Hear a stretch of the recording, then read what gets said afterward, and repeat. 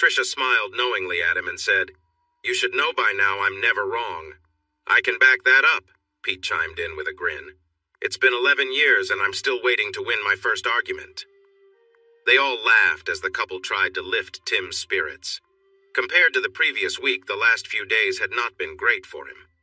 Even though he had seen Donna daily, he felt like the excitement and joy had faded away. He suspected that their connection was not going to grow any stronger. Trisha disagreed, and, as always, was not shy about sharing her thoughts. "If you want my opinion, you're both just scared," she said. Tim shot her a frustrated glance, which she ignored. "You both know she's leaving, but neither of you wants to take action." Tim felt his irritation growing but kept his cool. "What about the way she looks at me or how secretive she's been about her plans? I'm sure there's something she's not telling me." Pete and Trisha exchanged concerned glances. Finally, Pete spoke up. "What if she's not hiding anything? Maybe she's just nervous, like Trisha said. If you knew she liked you, what would you do?" "What are you saying? Ask her out for what, 3 days? She's going home on Sunday, far away." Pete gave Tim a playful grin. "You've never learned how to think differently, have you?" On Thursday night, Tim had to stay late at work to finish testing a new piece of equipment that needed to be ready for production by Monday. It was important, and he had to call Donna to cancel their plans. Pete and Trisha invited her to their house so she wouldn't have to sit alone in her motel room. Tim appreciated their kindness and hoped they could help him understand her mood a little better. He had asked them not to pry, but if Donna shared something important, it would help him. On Friday night, Tim took Donna to a new restaurant that Pete claimed was the most romantic in town. Given how awkward things had felt all week, Tim knew he had a lot of work to do to help her feel comfortable enough to consider his proposal. He understood it was probably too soon, but felt he had few options left. When he arrived at the motel, Pete's advice seemed wiser. Donna looked beautiful in a striking red dress with a matching shawl. The dress hugged her figure nicely, and Tim felt a bit underdressed in comparison. "Wow," was all he could manage to say. Donna smiled at his genuine reaction and leaned in to kiss his cheek. "I just wanted to look nice for you. I hope that's okay." Tim struggled to find the right words to show how much he admired her. Donna had always been a lovely woman. Even her little flaws seemed to add to her charm. She had a friendly, approachable quality that made her very beautiful to him. Tonight, though, she looked stunning. They went to the restaurant without wasting time. Tim was happy to find that their conversation flowed more easily and was filled with laughter, in contrast to their earlier week. He focused on enjoying the moment with her, and she seemed just as happy. After dinner, he took her out dancing. They had a wonderful time, and he started to feel more confident about his choice. It seemed like she might be open to his ideas, as his friends had suggested. He hoped that was true. For the first time in a long while, Tim could envision himself in a true relationship. It felt a bit risky, given their past and her sudden return, but he felt it was worth the chance. Around 11, they left the club and took a quiet drive. When they got to the hotel, she asked him to come to her room. As he followed her inside, he wished instead that he had gone home to relax with some drinks. "Donna, these past few weeks have surprised me," he began. "When you arrived, I was still really upset about our time in college, but now I feel differently." She raised her hand to stop him. "Hold on, Tim. Please, don't say more." Before he could respond, she stood up. "Before we go further, I need to tell you something." "What is it?" he asked, feeling uneasy. She looked deeply into his eyes, clearly torn. "I never thought you'd be so nice to me after everything we've been through." She started rubbing her hands together anxiously. "This is so complicated. I didn't think you'd be able to see me as a friend again, and I don't want to change that. But there's something important I need to share, and I'm afraid it might complicate things." She looked down at the floor. "I didn't just come to your place without a reason." Tim's stomach tightened as he started to think of all the possibilities. "Then why did you come?" "I was invited," she said quietly. "By who?" he asked, feeling his frustration rise. "Your mother," she replied softly, meeting his gaze again. It took a moment for her words to sink in, and then Tim grasped the bed for support as his knees nearly buckled. "Why? How? What is happening?" he stammered. "I can't tell you." She saw his strong reaction and quickly added, "I promised to let her explain everything to you." "I'm sorry, but I won't break that promise for anything." Her voice shook, and he could see she was about to cry. Tim looked at her closely to see if she was sincere. All he could see was a woman he cared about, in pain, stuck between breaking a promise or making him upset. At first, he felt anger, but the more he thought about what she had said, the stranger the situation became. Donna looked down, bracing herself for an outburst. When it finally happened, it was not what she expected. Tim unexpectedly let out a laugh, trying not to, which came out as a funny noise. Her eyes widened, and soon his laughter was too distracting to think clearly. He laughed so hard that he had to catch his breath. "This isn't funny," she said, frustrated. Donna stomped her foot and put her hands on her hips, insisting, "Tim, this is not funny." A moment later, when he wiped away his tears, he saw her trying to hold back a smile. A grin spread across her face, and then she sniffed, trying to clear her nose. Finally, her soft laughter mixed with his as he flopped back on the bed, covering his face, trying to stop. After a moment, he composed himself enough to understand what was happening. Donna was sitting next to him, laughing and holding her sides. She seemed to release the worries she had about her secret and how he would react. "Was this your mother's idea? How did you manage to get her to talk to you? Last I heard, she wasn't too happy with you," he asked. Donna wiped her eyes with her hand, and his words broke the tension between them. "I can't tell you that. Please don't ask. I already feel bad enough about this." She cleared her throat and then burst into laughter again, the irony making them both crack up. When they settled down, Tim leaned over and kissed her on the cheek, trying to show her he wasn't mad. "Is this why you've been acting differently lately?" She nodded, looking a bit guilty. "Things were changing fast, and I didn't want to keep secrets between us. You've been so kind to me. I didn't want to hurt you again. I didn't think you'd react this way," she finished, looking relieved but still confused. "I'll talk to her tomorrow, and then we need to finish this conversation, okay?" he said firmly. It felt pointless to think about the conversation waiting for him in the morning. Tim rang the doorbell of the simple 3-bedroom house. Normally, he would just walk in, but he wanted to make a statement. Still, he wasn't sure it would work. The door opened, and a woman in her middle years looked at him, curious. "Tim, what are you doing here?" "Well," he replied, keeping a serious tone, "since you decided to take charge of my life, I wasn't sure if I should just enter or wait to be invited in." He paused to see how she would respond. She stared at him for a moment, then lifted her hand and made a silly gesture. Tim feigned shock, but she couldn't help but smile. His attempt to be serious faded as they both laughed, the tension in the air vanishing. This all started in his junior year of high school. Tim was close to his parents, especially his mom. They rarely had big arguments like many of his friends, but one day he asked to go to a party, and she said no. She found out he was involved in getting alcohol for the party, and while she understood that teens often go to these events, she didn't like how he was trying to fit in. In a rare moment of teenage anger, he snapped. He felt his cheeks grow warm and his hands trembled. Without thinking, he made a disrespectful gesture. She looked shocked for a moment. Then, as reality broke through his anger, he realized he had crossed a line. He stood there, frozen, waiting for her response. Her eyes softened, and for a moment, Tim worried she might cry. Instead, she kept staring at him, seeing her normally responsible son trying to act tough but failing. She brought her hands to her face, and he braced himself, expecting a reaction. But then he noticed her shaking, and a small laugh escaped her lips. His surprise grew as he saw tears of laughter filling her eyes. After a moment of feeling both relieved and a bit annoyed that she found it funny, Tim couldn't help but join in. He sat down beside her on the couch, and they both laughed for several minutes, sharing a bond strengthened by a silly moment.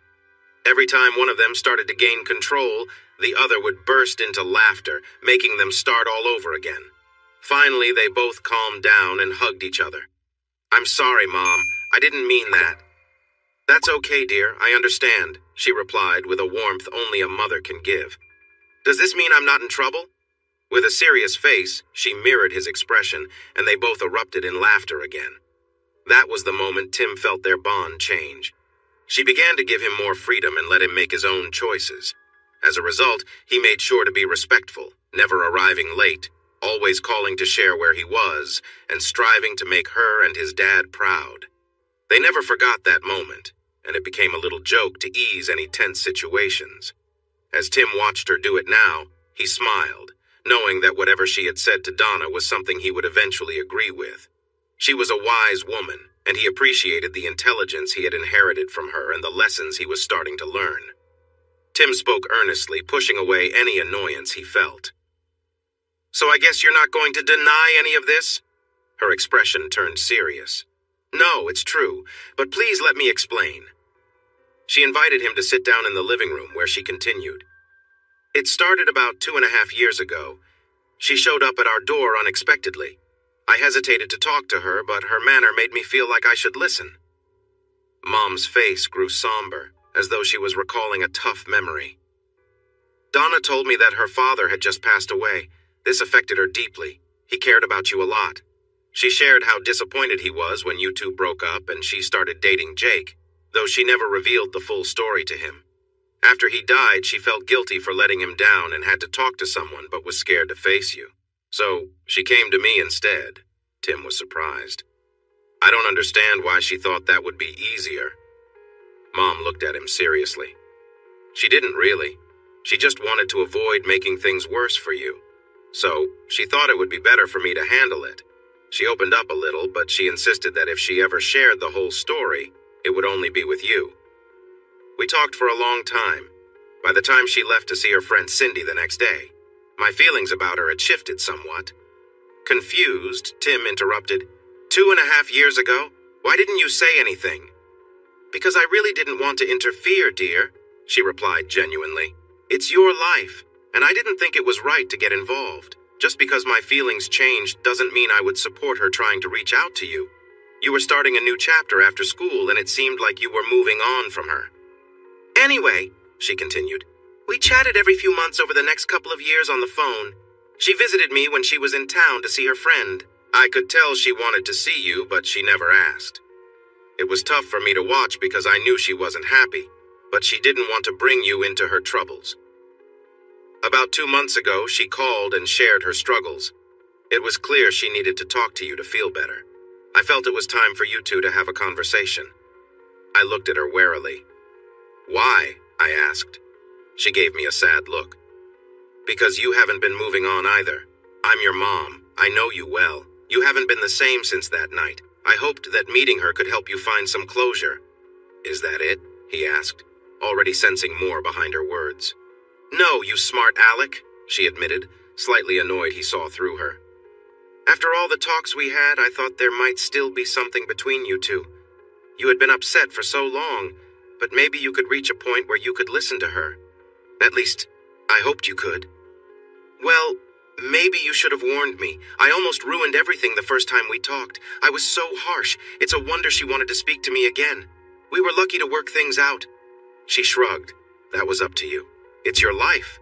I just thought it would be good for you to see each other again." "So last Sunday when she was busy, she was here. We talked and she told me everything. She was happy you enjoyed spending time with her again, but she didn't want to go too far. She worried about getting hurt since her visit couldn't last more than a week." Mom raised her eyebrows, hinting at something. Tim took the hint. "Well, I have a plan to make her stay longer, if she's interested." She smiled, looking genuinely pleased. "That's wonderful. I truly believe that would be good for both of you, no matter what you decide in the end." He glanced at his watch and realized it was already 4 o'clock. Quickly, he rushed through his plans, determined to make it hard for Donna to say no. He let her know that he needed to leave to get everything ready. She gave him a warm hug at the door. "Good luck, honey," she said, tenderly brushing his hair back. "I think you're making a good choice." "Of course you do," he replied with a hint of irony. "It was your suggestion." She smiled and kissed his cheek, giving him that familiar look that always reassured him. It showed her complete confidence in her plan. Tim shook his head as he walked to the car, wondering if he would ever feel as sure of himself as she did. Tim had just finished setting the table when the doorbell rang. After a quick check to ensure everything was ready, he walked slowly to the door, trying to appear calm despite the nervousness inside him. He took a deep breath and reached for the doorknob. When he opened the door, he almost stopped breathing. Donna stood there, glowing in the light from the living room. She looked beautiful, her face highlighted by the warm light. It struck him suddenly that the reason she looked so radiant was that she was standing in the dark. In his rush to prepare for dinner, he had forgotten to turn on the porch light. "Wow," Donna said with a smile. "I was starting to think I had the wrong day." "Oops," was all Tim could manage to say. "It's all right," she said happily, stepping forward to give him a light kiss on the cheek. "Would you mind if we ate right away?"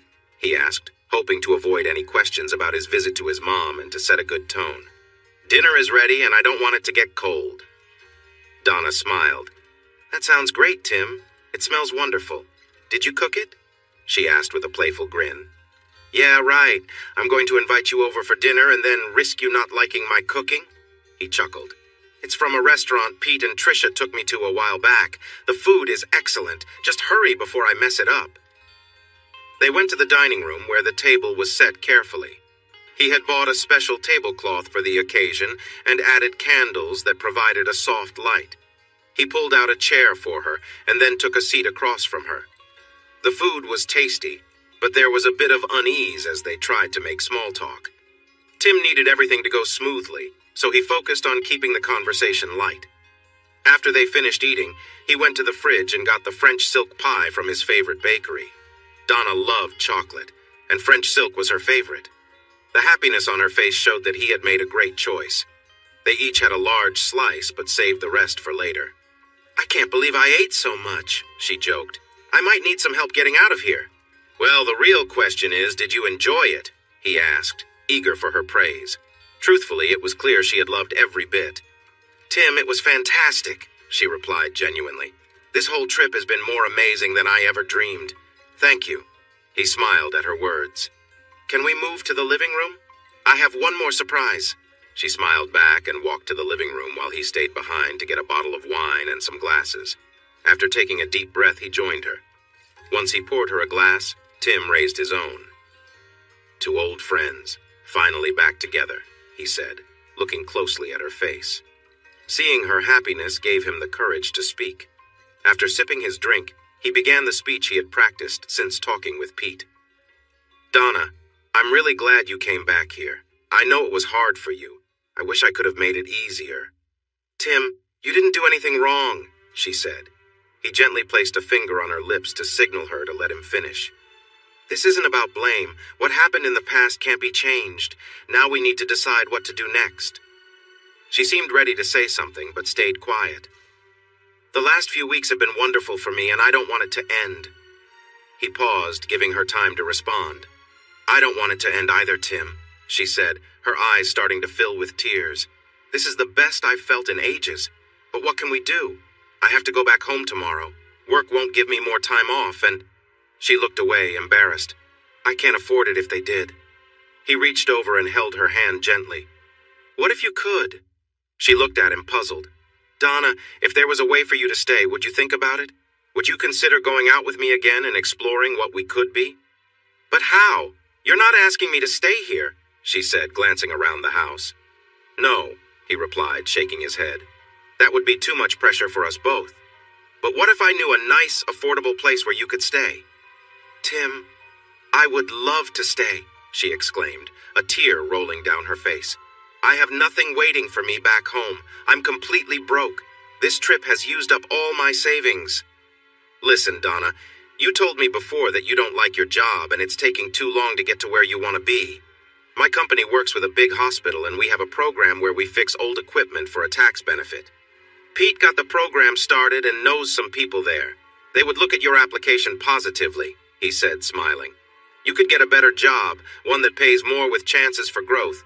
Plus, Cindy lives nearby, and I know you both are close. You would be able to see her all the time. I spoke to my mom," he said with a playful look, "and found out you can visit anytime." She gave a small, apologetic smile. "I'm really sorry about that, Tim. I didn't mean to mislead you. When I talked to your mom, I didn't think I would see you again. Honestly, I thought she would be really angry with me. She was so nice to me, her eyes looking off into the distance. I can't tell you how much that meant to me. Thank you for not being upset." He shrugged. "What can I do?" She started all this, and I'm more scared of her than you." When Donna laughed, he turned serious again. "So, what do you think? Should we take a chance?" Donna wiped her face with her hand. "That sounds wonderful. I can't believe you went through all this for me, but I just can't. I never really told you how hard things are for me. The job sounds amazing and I want to spend more time with you, but I can't afford to move right now." Her eyes showed determination. "And I can't accept help from you. It wouldn't feel right." She let her guard down and looked through him, just like he remembered from college. "I want you to know, Tim, I would love to see if there could be something between us. You are a great man, and I'm so impressed by what you have done with your life. It's wonderful. If things were different, I would be happy to stay." Taking a breath, Tim revealed his last idea. "Well, what if there was a way for you to stay until you have the money you need? Trisha knows a person named Maria who recently lost her roommate.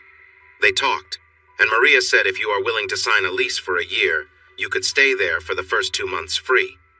The woman who left paid in advance, so Maria doesn't need the money, but she wants someone she can trust without doing many interviews. All she would want is for you to pay your half of the utilities at the end of the month." Donna looked at him in surprise. "I don't know what to say," she stammered. "Well, I would love to hear you say you will at least think about it. I need to give some answers soon." Her expression softened, changing to hope. "You really want me to stay that much? You're not just being nice?" Tim was surprised to see fear in her eyes, which brought him back to reality. "Donna, I wouldn't have done all this if I hadn't thought it through. I really want you to stay. This is hard for me." He lowered his gaze. "I haven't felt like this in a long time, and I'm afraid of getting hurt. You mean a lot to me." He was interrupted when Donna suddenly hugged him tightly, her arms around his neck. She pressed a gentle kiss on his lips, holding on and not letting him move. Finally, she let go and stepped back, looking a bit shy about what had just happened. So can I take that as a yes?" he said, stumbling over his words. Donna smiled and gave him a light kiss on the nose. "That's a definite yes." "You know, if you had told me this would be part of being your girlfriend, I might have gone back to my mom's," she joked, holding up an old pair of sweatpants. Tim always seemed to forget to get rid of them, even with her reminders. "They're not that bad," he argued, trying to defend himself. "You wouldn't believe how comfortable they are." She raised an eyebrow and looked at him with a teasing glare. "I'll never find out. I like my clothes to be more modern, thank you very much." With that, she headed down the stairs, determined to not let him keep them hidden any longer. Tim smiled as he watched her walk away. The way her jeans fit her really caught his attention. It made the awkwardness between them even more confusing. They had been dating for 2 months, but they seemed to be out of sync. They enjoyed each other's company, but closeness felt like a dream. The word love hadn't come up at all. He worried that despite their fondness for each other, they might not be right for each other. He realized this wasn't too surprising. Even though they had a close relationship in college, they had both changed a lot since then. The easy connection they once had was no longer there. She often reacted to things in ways he didn't expect, and she seemed taken aback by how he responded to different situations. They were still getting to know each other again, which made it hard to move forward in their relationship. There were still memories from the past that lingered with him, even though he tried to put them behind him. He believed she felt the same way, though they rarely talked about it. The memories were too heavy for both, so they were trying to start fresh. Tim knew that their wish to avoid those past thoughts was keeping them from being open with each other. Yet he couldn't find the courage to bring it up. He pushed those thoughts aside as he saw her come back up the stairs. Nothing could distract him from the sight of her shirt fitting snugly, emphasizing her shape. Tim felt a rush of frustration as he realized she wasn't wearing a bra. Just what I needed, he thought, feeling overwhelmed. Just because they hadn't been close didn't mean he hadn't thought about it. The memories of their past moments together were vivid in his mind, as if they happened just yesterday. Plus, he couldn't shake the recent memory of her swimming in his pool without any clothes. As she walked closer, her voice broke through his thoughts. "Are you okay?" she asked, pulling him back to the present. "Huh. Oh, yeah, sorry," Tim mumbled. "I was just lost in thought." "Well, don't even think about complaining to me. They're gone and you're not getting them back, she teased. Tim tried to look more annoyed than he felt, hoping she wouldn't notice that his mind had wandered. Keep this up, and I won't ask for your help again. Promises, promises, Donna laughed as she moved over to the dresser, rummaging through a drawer for a shirt she knew was tucked away. Tim was so distracted by her presence that he didn't even notice what drawer she was searching through. Suddenly, she stopped. "What's this?" she asked. Tim stepped closer and felt his heart sink when he saw what she had found. Donna stood there holding a small jewelry box. She opened it without looking at him, and as soon as she saw what was inside, her face grew pale. Slowly, her eyes lifted to meet his, and the intensity of her gaze made him look away. "Well, he stammered, completely unprepared to explain the engagement ring hidden away in an old box. His reaction said everything. It was clearly something from their past. "Tim," she said softly, her voice heavy with emotion. "What is this?" He hesitated, not wanting to admit the truth but unable to find another way out. Feeling embarrassed, he turned away. "I bought it in college," he mumbled, before everything. The memories of that time washed over him, bringing a wave of emotions he had tried to bury. He could feel tears threatening to escape, but he fought to keep them back. Just when he thought he might be able to slip away, he felt a gentle touch on his shoulder. "You bought this for me?" she whispered, her voice shaking. He nodded but kept his gaze averted, not wanting her to see the shame he felt. There was a long pause, and then he felt her hands on his face. He tried to pull away, not wanting her sympathy, but she gently turned his face toward her. When their eyes finally met, he was surprised to see tears running down her cheeks.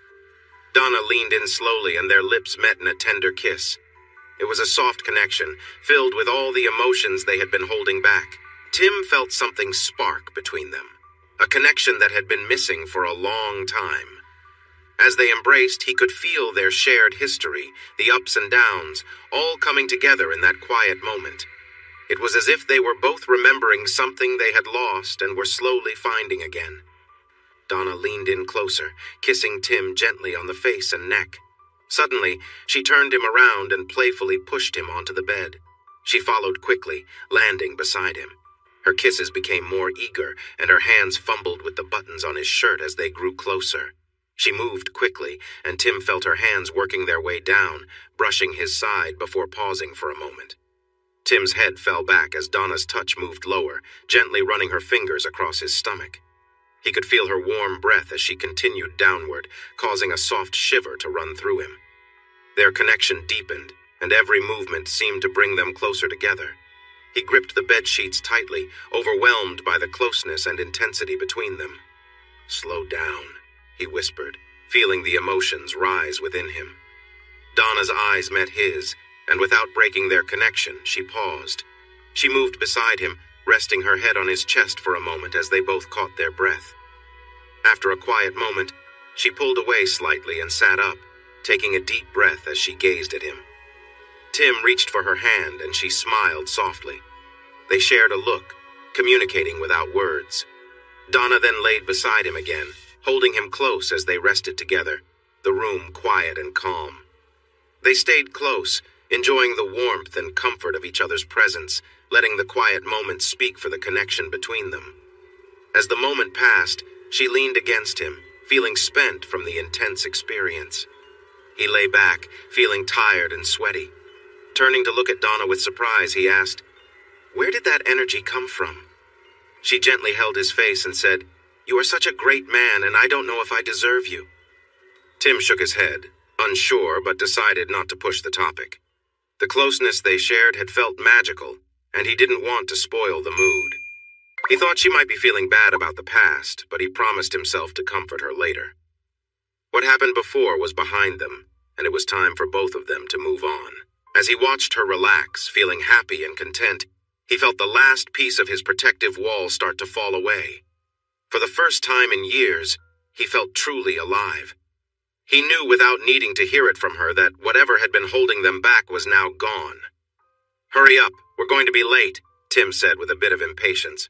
"Give me a moment, I can't meet your friends looking like I just woke up," Donna replied, a hint of annoyance in her voice.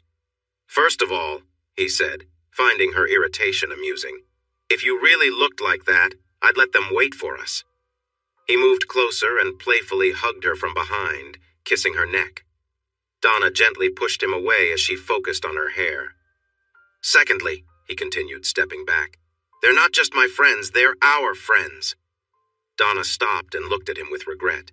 She approached him and took his hands. "I'm sorry, I shouldn't have said that. I care about both of them a lot. It's just difficult sometimes because of everything that happened. They loved you before and had a hard time accepting me. I understand that, but they know you much better than me." She kissed him on the cheek and looked into his eyes. "They are our friends," she emphasized, "and it's important to me that I look my best so they know I appreciate you. Now let me finish getting ready so we can go." She kissed him again and went back into the bathroom. Tim watched her prepare, trying to take in how she looked and acted.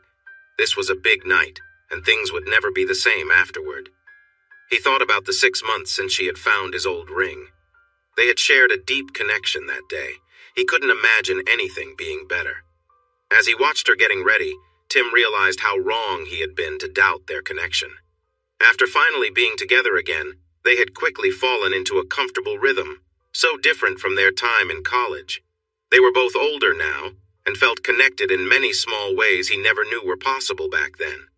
Sometimes he wondered if everything would have been as good if they hadn't broken up. Whenever that thought appeared, it was usually followed by a sad one. He might just be finding ways to get past the hurt. Tim loved her deeply, and thinking about what happened was hard. After a lot of effort, he found ways to avoid thinking about it. He wasn't sure if that was the best choice, but it had brought him to where he was now, which was more than he ever expected. "Since you're in such a hurry, why are you just sitting there daydreaming?" she asked him. Tim shook his head, knowing he couldn't explain his thoughts to her. He barely understood them himself, but that didn't matter. He felt truly happy for the first time since college, even happier than before. Now he had the respect of his friends and the money to do what he wanted. Having Donna in his life made it even better. They left for the restaurant an hour early. He told Donna it was because he wanted to pick up Pete's watch at the jewelry store on their way. Tim had given her the receipt to hold, knowing how forgetful he could be with things like that. When they arrived at the store, Donna pointed out, "Honey, the sign says closed. I hope Pete won't be upset." Tim shrugged. "Well, let me check if anyone's inside." He got out and ran to the front door, looking through the glass for signs of employees. When he saw a movement inside, he knocked on the glass. A friendly-looking man let him in, and they spoke briefly before Tim waved for Donna to come over. She got out and hurried to the door, which the man held open for them both. The man returned to the counter and waited. Donna started to walk toward him, but Tim gently held her arm. She looked at him in surprise, which made him smile. So far, so good, he thought. "Donna," Tim said seriously, "I want to share something important with you. I love you." She smiled and turned a little red. "Tim, I love you too, but we need to hurry or we'll be late." "We won't be late." Her confusion and slight irritation told him it was time to be serious. "Sweetheart, the last 8 months have been more wonderful than I could have ever imagined. When you came into my life, everything changed so quickly." He knelt down and saw a tear roll down her cheek. "I love you and want to spend my life with you." "Will you marry me?" Tim asked, holding his breath. They had never talked about marriage, so he wasn't sure how she would respond. Donna stared at him for a moment, her lips shaking, tears streaming down her face. "Yes," she finally said. "I'd be so happy to marry you." Tim stood up and embraced her tightly, kissing her gently. She turned her head to kiss him on the cheeks and then buried her face in his neck. He held her close, feeling her warmth. After a moment, she pulled back. "I've been waiting so long for you to say that. I love you, Tim." She leaned her head against his chest, quietly crying. After holding her for a little while, he remembered the salesman. They needed to hurry. Tim had only paid him until 7, and he knew time was running out. He let her go and stepped back. "Donna," he said with excitement. "Choose," as he gestured to the rings on display. She looked around at the lovely rings for a few seconds while Tim waited eagerly. Finally, she turned to the salesman, saying, "I'm sorry, but the ring I want isn't here." He tried to reassure her, saying he could order any design or even make something special, but she shook her head and turned back to Tim. "My ring is at your house, Tim. You bought it for me 5 years ago. I won't wear any other one." Tim felt tears welling up. Her words touched him deeply. That ring had a mix of memories, but it also held hope for a future he had longed for. He hadn't realized she would want that ring more than any other choice. "I wish there was a way to express how much I love you." "There is," she said with a smile. "Take me home to get my ring so I can show Pete and Trisha." She leaned in and kissed him again, and then they walked toward the door. He turned and gave the salesman an apologetic look, glad he had paid the man in advance. They drove home in silence, Donna cuddled against his arm. Tim wanted to say something but struggled to find words to share his feelings. Sometimes he still felt like the awkward kid from school. While she waited in the living room, Tim hurried upstairs to get the ring from his drawer. He had kept it there all along, even after Donna had found it. He couldn't quite say why, but there was a belief he had about it staying in the same spot that felt important. He picked it up, took a quick look, and then rushed back down the stairs. When he got to the bottom, Donna was there waiting. Tim noticed she seemed nervous. She looked delicate and sweet, and he wanted to remember that moment forever. "If you don't mind, I'd like to do this again," he said, worried she might find it a bit silly. She nodded with understanding. "I was going to ask if you would." Tim got down on one knee once more and repeated his proposal. When she said yes, the feelings they shared were just as strong as before. He opened the box and gently placed the ring on her finger. He stood up and kissed her warmly, then stepped back to hold her hands as they enjoyed the moment. Donna admired the ring when she suddenly glanced at her watch. "Oh no, Pete and Trisha are waiting for us," she said. They both laughed, knowing their friends were used to Tim being late. 30 minutes later, they walked into the restaurant and saw the couple waiting at a table. Donna ran over to show off her ring. There were congratulations and hugs all around as they ordered champagne to celebrate. Trisha got teary-eyed as Donna shared the story of the proposal and her request for the old ring. The evening went on for hours as the women started talking about wedding plans. "Guys," Tim finally said, feeling worn out, "we've been engaged for just a few hours. Can't this wait until tomorrow?" Trisha gave him a tired look and turned to Donna. "Men really don't get it." In October 2006, Tim came home right on time at 5 o'clock. He smiled, thinking of the things he wanted to do for Donna before she arrived. It was rare for him to be home from work before her. She had been very understanding about his busy schedule since they got married, and he tried to show his appreciation whenever he could. As he walked into the kitchen, he noticed their wedding photo from 11 months ago. To him, Donna was always incredibly beautiful, but seeing her that day had left him speechless. He felt pride remembering how she had walked down the aisle. Since her father had passed away, she had asked Tim's dad to walk with her, which was a kind gesture he would always cherish. Their lives had continued to grow better since their wedding, bringing them happiness and comfort with each other. However, everything was not without its challenges. Tim found himself feeling a bit jealous for the first time in his life. It didn't happen often, but a part of him couldn't shake the feeling that something bad could happen. His new concern had no clear reason. Donna never gave him a cause for doubt, and always tried her best to ease his worries. Still, she had her limits. A few times, Tim had pushed too far and found himself facing his wife's hidden temper. When it came out, she was strong enough to stand her ground. Fortunately, she usually forgave him quickly. These issues were not too serious, though. They had a great marriage and a close bond that Tim cherished. Donna loved her job but always made time for their family. He smiled at the wedding photo of her he had on the wall and walked to the kitchen, planning to make dinner for her. Just then, the phone rang, bringing him back to reality. He walked over and answered. "Hello?" he said cheerfully. "Hi, is Donna there?" a man's voice asked. Tim's stomach dropped, feeling like he'd been hit. "No, she's not here. This is her husband. How can I help you?" he said sharply. There was a click, and the line went silent. Tim slowly put down the phone and stared at it, trying to convince himself he had imagined the call. Looking up, he saw his reflection in the mirror. He looked shaken as if he had seen a ghost. "Great," he muttered to himself. He couldn't forget that voice. Jake. "This is wonderful, sweetie," Donna said happily. "What's the special occasion?" Tim tried to push away his uneasy feelings. "I got home early and wanted to do something nice for you." She noticed his mood. "Tim, is something wrong? You seem off tonight." "No," he lied. "Just a tough day at work." "Well," she said with a smile, "since you did something thoughtful, how about I help clear the table and then do something nice for you?"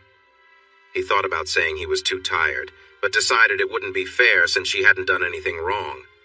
All night he had watched her closely, looking for any signs of trouble or clues about Jake's call. Nothing seemed unusual. The voice in his head insisted he should talk to her about it, but he pushed that thought away, choosing not to share his concerns. After Donna finished the dishes, she reached for his hand. He took it and followed her upstairs, trying to shake off his worries. "She hasn't done anything wrong," he reminded himself. "At least nothing I know about," the other voice in his head replied. As they entered the bedroom, he tried to focus on the happy evening ahead, wanting to enjoy their time together without doubt clouding it. Donna walked to the bed, smiling at him. She quickly took off her jacket and stepped out of her pants, turning to look at him. "Wow, I never get tired of looking at you," he said with a laugh. "And I never get tired of hearing you say that," she replied with a smile. She shrugged her shoulders, letting her jacket fall to the floor, then slid her pants down her legs. She stood confidently in front of him, hands on her hips. Tim moved closer, embracing her and giving her a warm kiss. She pulled away with a playful smile, reaching up to adjust his shirt. When she finished, she leaned in and kissed his neck gently. She looked into his eyes, smiling softly. "Oh, wow," he sighed, noticing her subtle gestures. Donna responded with a soft sound as she continued to show her affection, moving closer to him. His jacket slipped off and she gently held his hand, showing her care and attention. "What do we have here?" she asked sweetly, adjusting his shirt and smiling warmly. Tim felt happy as she looked into his eyes, showing her love and appreciation. "Baby," he whispered, as she guided him to sit beside her on the bed. She helped him remove the rest of his clothes, then continued to show her affection with gentle touches. She moved closer, leaving a trail of warmth and kindness across his skin. She adjusted her position, holding his hand tenderly, and when she was ready, Donna gently leaned in, showing her love and support. "Oh yeah," she whispered, smiling as she moved closer, holding him tightly. Her eyes reflected her happiness as she embraced him fully, sharing a moment of deep connection. Tim held her close, enjoying the warmth of her embrace. She kissed him softly as he guided her to lie down, taking the lead with gentle movements. He lifted her knee gently, finding a comfortable position. His lips found her chest, and he playfully nibbled, causing her to make a small sound. Her breathing matched his movements, showing him that she was getting close to feeling good again. Then, with a quick motion, he pulled away, making her let out a soft whine. "Turn over," he said softly. She turned onto her stomach, and he helped her up to her hands and knees. "You look great," he said with a smile, leaning in playfully. "Hey," she said, surprised but light-hearted. "Sorry, couldn't help it." He gently brought her back onto her knees as he stood behind her, sliding back into her warmth easily, letting him move more steadily. "That's it, Tim. Go stronger," she encouraged. He held her hips, using his strength to keep up a steady rhythm. "Almost there," she said softly. Tim sensed he was close too, so he reached under her, adding a light touch that made it even more intense for both of them. "Ah," he exclaimed as they shared a moment together. It felt wonderful, and he wrapped his arms around her as they both relaxed after the strong feelings. Donna sighed into the pillow, feeling good as they both enjoyed the after effects. Tim held her close, feeling her heartbeat against his chest as she calmed down. When she became still, he turned them onto their sides, holding her close. He could hear her breathing slow as she settled in. Tim kissed her softly behind the ear, causing her to shiver a little. "Don't start something unless you're ready to finish it," she said teasingly. "I give up," he replied, laughing softly as he continued to hold her. She looked peaceful, her chest rising and falling gently. Donna turned to kiss him softly and tucked herself under the blanket, snuggling against him. "That was lovely," she murmured sleepily. I love you so much." As Tim watched her drift off to sleep, he felt grateful and hopeful about what she had said. "Are you serious?" Trisha asked, not believing it. "There's no way she's involved with that person calling your house. Please tell me you'll talk to her about this." Tim glanced at Pete for support, but didn't see it. He knew discussing this wouldn't be easy since they both cared for Donna and wouldn't want to believe anything negative about her. Tim faced a tough situation. He didn't know what to do and felt alone without anyone to talk to. Even though Trisha was worried, Tim thought he needed to be careful, just in case something was happening he didn't know about. What if she does know something? If I say anything, I might never find out the truth. He didn't just call by chance, he asked for her. He knew she was supposed to be there. I won't jump to conclusions, but I want to keep this quiet for now. Tim, Trisha said softly, trying to be supportive. You mentioned before that he hurt her. Why would she want to be near him again? She loves you and wouldn't risk hurting you. I'm not blaming her, Trisha, he replied, keeping his voice calm. I know she did some foolish things because she struggled to say no to him. That doesn't mean I think she did anything wrong, but I need to be sure. If she knows something and hasn't told me, I'd rather find out before I talk to her. Otherwise, I'll always question if I have all the information. His friends didn't look happy about his choice, but Tim knew they respected his decision. Trisha gazed at him with concern, saying, I hope you know what you're doing. For the next 2 weeks, Tim kept a close watch for anything strange. He thought about hiring a private investigator or using a listening device, but that seemed too drastic. He hadn't seen any signs from Donna that she suspected anything. If he acted recklessly, it could cause serious issues between them. Their anniversary was only 2 weeks away, and he didn't want to spoil it with unfounded doubts. He noticed a lot of calls on the answering machine with no messages left. Tim frequently checked the caller ID, but the ones that weren't from salespeople came from an unlisted number. Since there were a few calls from the same number, he grew suspicious. However, it wasn't the same number Jake had used before, so he remained in the dark. Just when he was starting to doubt himself, his cell phone rang. It was Donna calling. He answered right away.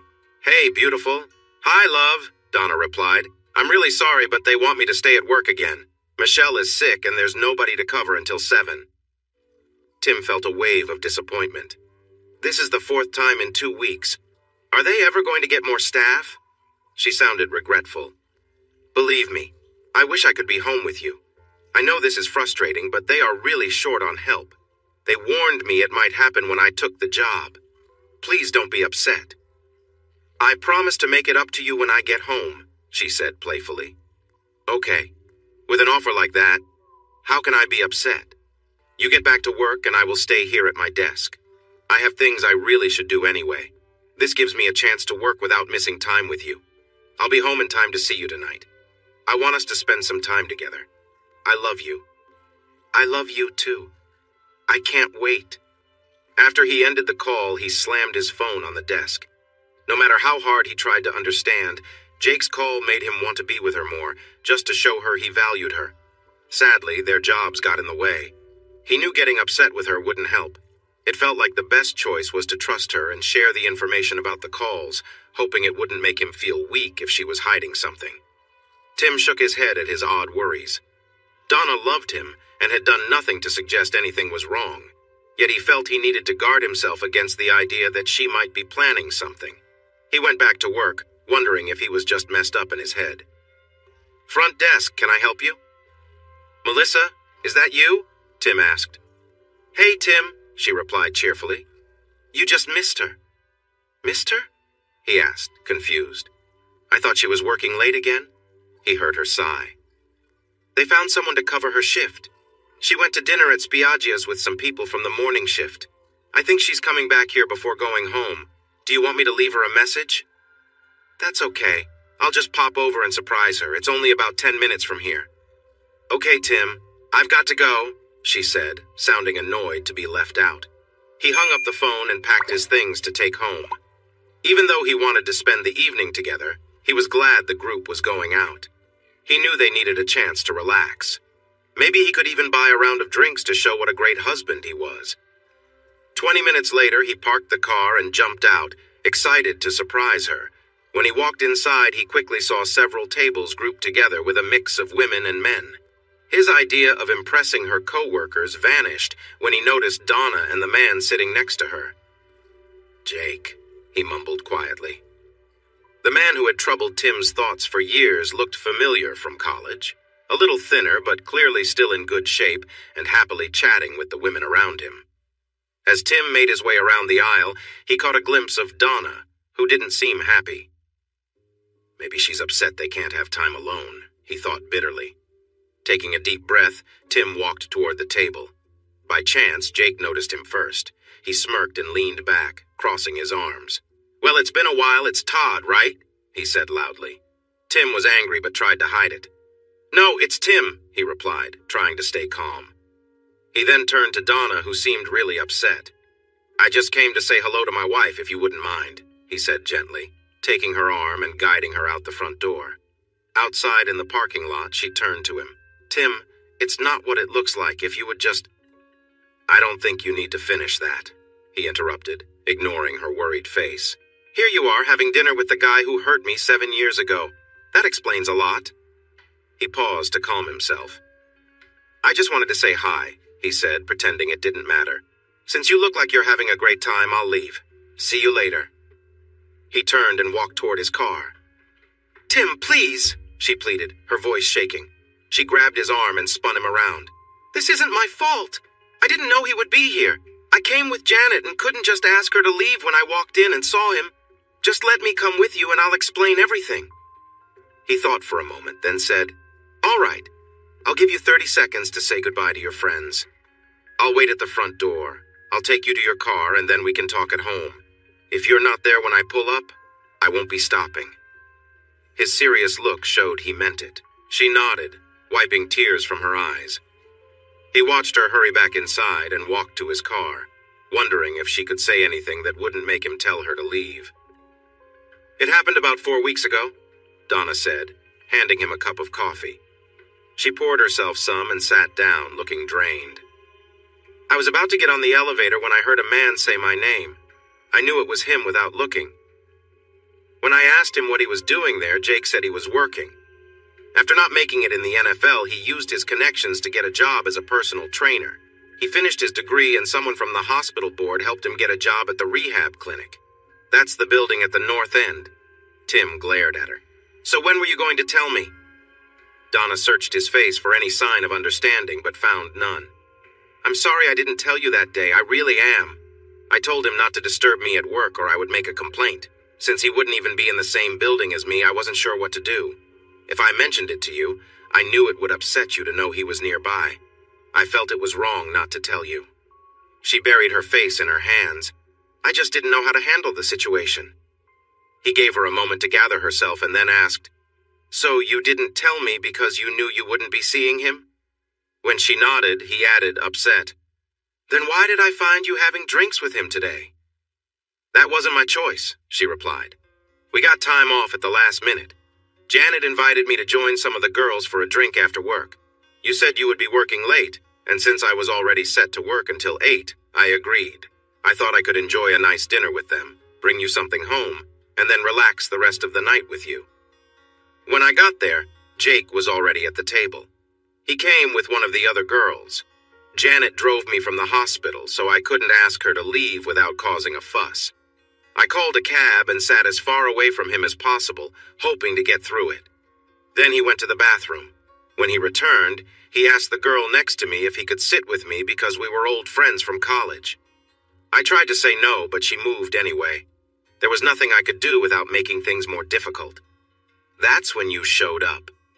Donna paused and looked at him with curiosity. "I don't understand. How did you end up there?" "Oh no, don't you dare put this on me," Tim warned her, his voice rising. "I found out my wife was having dinner near my work and thought I would stop by to show how special she was to me." His sarcasm took her by surprise. "I wasn't blaming you," she said softly, trying to calm him down. "I just didn't understand why. Never mind, it doesn't matter. I'm sorry that happened. It must have been hard to see him there." She turned her head and wiped her eyes. "I know you must be angry, but please believe me. I didn't tell you about him because I didn't want you to worry over nothing." "Nothing?" Tim fumed. How is it nothing that your ex-boyfriend moves here and gets a job where you work? How is it nothing that I see you both having drinks together? You have no idea how close you are to saying something that you can't take back? Donna's face changed to one of real worry. Honey, I didn't mean it like that. He doesn't work with me. I haven't seen him since the day I ended things. He's in another building that isn't connected to the hospital. If he had bothered me even once, I would have told you right away. I told him to leave me alone the first time, and I never saw him again. Tim looked at her closely, trying to see if she was hiding anything else. He couldn't tell if she was lying, but that didn't make him feel better. The whole situation made him question his judgment and whether he could trust her. So, were you going to tell me about it this time? He asked with sarcasm. Yes, she replied, gazing directly into his eyes.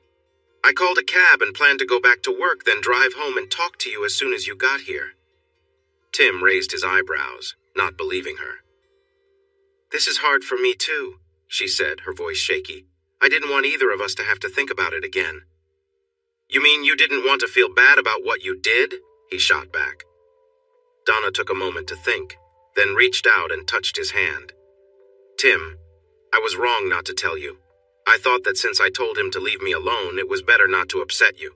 The truth is, I was worried that after all the time it took for you to trust me again, this might ruin it.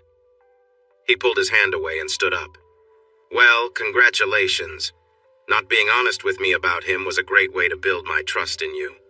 He left the kitchen, ignoring her tears. Tim, would you like some dinner? Donna asked quietly. It had been 2 days since their fight about her after-work party, and things were very tense. They shared the same bed but had barely spoken and hadn't touched at all. When he got home from work, Tim found her quietly reading in the kitchen. Not ready to talk, he said hello and went to the den to try to work on the computer. She came in a little while later to check if he was hungry. Tim sighed, feeling overwhelmed. Thank you, dinner would be nice. Sweetheart, are you okay? She asked, clearly worried. Yeah, I'll be fine. He felt her come up behind him, and then her warm hands touched his face. Her fingers gently massaged his temples, and he started to relax. He leaned back against her, feeling comforted by her warmth and the familiar scent of her perfume. It made him want to believe her, and made him hope that this fight could end. If the roles were switched, would he really want to tell Donna that his old girlfriend had contacted him? It would be the right thing, but how often do we do what's right? He thought. After all, he hadn't told her everything either. These thoughts had been swirling in his mind for 2 days, causing a terrible headache. It had been hurting for hours. As he felt her gentle touch, his last bit of strength faded away. I love you, Tim, she said softly, resting her head against his. I'm so sorry. Her voice was quiet and shaky. He turned to really see her for the first time since the argument. Her eyes were puffy from crying, with dark circles underneath. She looked very pale, almost worried. Her shoulders drooped as if she was carrying a heavy load. Slowly, he pulled her close and wrapped his arms around her, letting her head rest on his shoulder. I know, my dear, I'm sorry too. Tim felt her knees give way as she sank into his lap. I should have told you about Jake. It felt like a bad dream. I just wanted it all to disappear. She whispered, crying softly. Donna, I thought about it, and I can't imagine what I would have done in your place. I wish you had told me. It would have changed things, but I understand why it was hard for you. I still worry about him being near you, but it's not your fault he's around.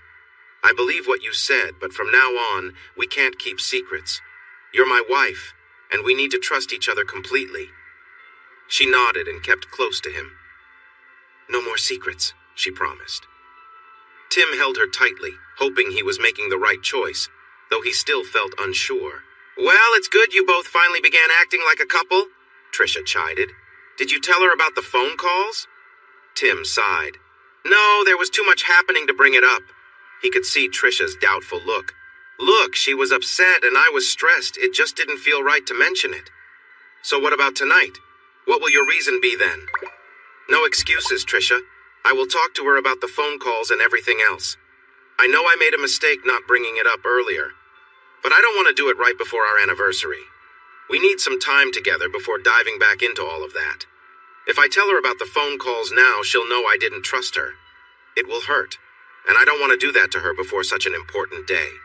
It would spoil everything. Okay, but are you really going to tell her soon, or will you keep finding reasons to delay? Tim looked at her, feeling frustrated. Trisha, I know you're right, but it's hard. I was wrong to keep it from her. Since she came back, part of me has held back. I love her, but it's tough for me to fully let my guard down. I thought it would happen with time, but it hasn't. Nothing just happens, she reminded him. Pete and I have reached where we are by talking openly and not being afraid to argue when we needed to. You both are great together, but sometimes it seems like you're walking on eggshells, especially since that person called your house. I know, and I feel bad about it. She didn't tell me because she was worried I'd react badly. Ever since that call, I've just been so angry. I get upset about everything, especially because I haven't done anything to handle it. Pete said I should take action, but instead of that, I just watched her to see if she was honest. He looked at his friend closely. I promise that after the anniversary, I will sit down with her and talk. I'll tell her about the calls, be honest about how I feel, and I will change. I want to move past this for good. After that, I'll take your husband's advice and face that person. I'm not sure what I will do, but I have a good job and a good life. I'm also the one she chose. That's what matters. Now that's the person I admire, Trisha said, leaning in to kiss his cheek. Just open your heart to her. She won't disappoint you, and you both will be better than ever. Come on, we're going to be late, Slowpoke. I thought women took longer to get ready, Donna teased. Tim took a moment to admire her in the lovely red evening dress with lace. Well, with how you look, Mrs. Sullivan, I'm just trying not to make you feel embarrassed. She smiled at his compliment. Mr. Sullivan, you could never embarrass me. Donna leaned in and kissed him, lingering just enough to suggest something nice later. Now go wash your face and stop making me redo my makeup. He smiled, thankful they could fix things in time for their anniversary. Although it had been quiet, he felt hopeful about how quickly they seemed to recover. His worries faded as he believed that Jake had tried to approach Donna, but she had shut him down, just as she said. He pushed those thoughts away and promised himself to enjoy the moment with his beautiful wife. All we need is some time without problems, he told himself. We will be fine. A half hour later, they entered the restaurant that Trisha had suggested. It was meant to be one of the best in town for both food and atmosphere. Tim felt proud as heads turned to admire the beautiful woman beside him. The waitress led them to their table and brought a bottle of sparkling drink. The couple laughed and chatted happily for 15 minutes, enjoying their drinks and appetizer while waiting for the main course. Before it arrived, Donna excused herself to go to the restroom. Tim watched her walk away, then shifted his attention to the band. The band was playing soft jazz that brought a nice feel to the room. After a few songs, Tim looked around and realized he was still alone. He checked his watch and saw that Donna had been gone for almost 15 minutes. Where could she be? The food will be here soon, he thought. As the band finished another song, Tim began to worry. He got up, trying to think of a quiet way to check the restroom for Donna. You really don't have to get up for me, said a voice from behind him. Tim turned around, surprised. What are you doing here? He asked, a bit annoyed. What kind of friend treats me this way? Jake replied with a sly grin. I was just here catching up with Donna. She'll be out in a bit. I should have let her have your anniversary off, but she just can't stay away from me. Stop lying. She doesn't want anything to do with you, Tim whispered, trying to keep his voice low. Jake threw his head back and laughed, as if they were joking. Timmy, I've been seeing her for a month. She hasn't told you?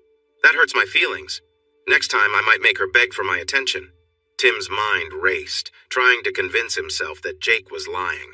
Donna wouldn't betray him like that.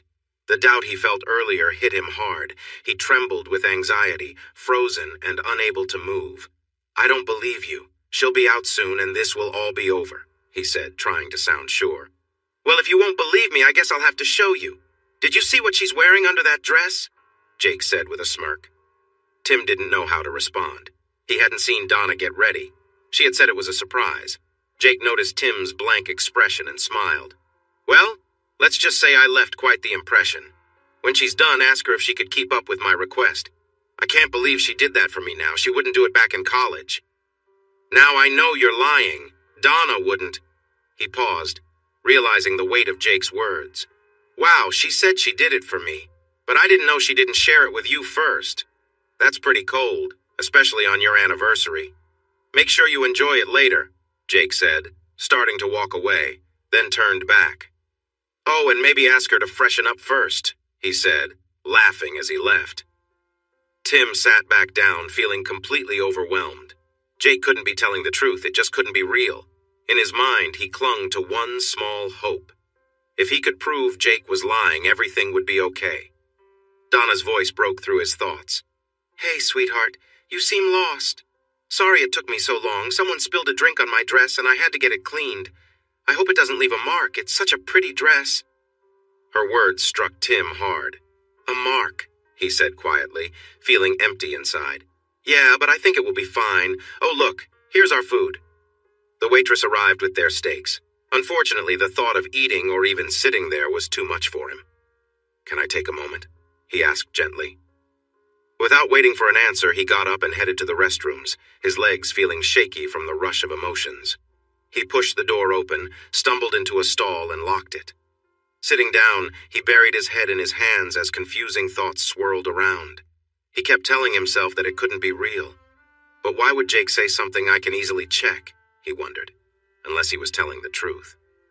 No, he said softly. Trisha is right, I need to trust her. She wouldn't do that to us after everything. But every time he thought of his loving wife, Jake's smug face popped into his mind. He struggled to ignore what Jake had said. Why else would he act like this, he thought, searching for another way out besides finding proof. He wanted to believe her, but he needed answers. He sat there for several minutes, first trying to calm down and then planning his next steps. When he returned to the table, Donna's bright smile welcomed him. Are you okay? She asked. You look a bit off. I'm fine, he replied. Just really hungry. The truth was, he had no appetite, but if he didn't eat, she would start asking questions. He couldn't have that talk here in the restaurant. He needed to get to the bottom of things. They ate in silence, and though Donna might have sensed the change, she didn't say anything. When they finished, she expected him to take her dancing. Instead, Tim paid the bill and told her they would go somewhere different. She asked where, but he said it was a surprise. The valet brought the car around and opened the door for Donna while Tim hopped into the driver's seat.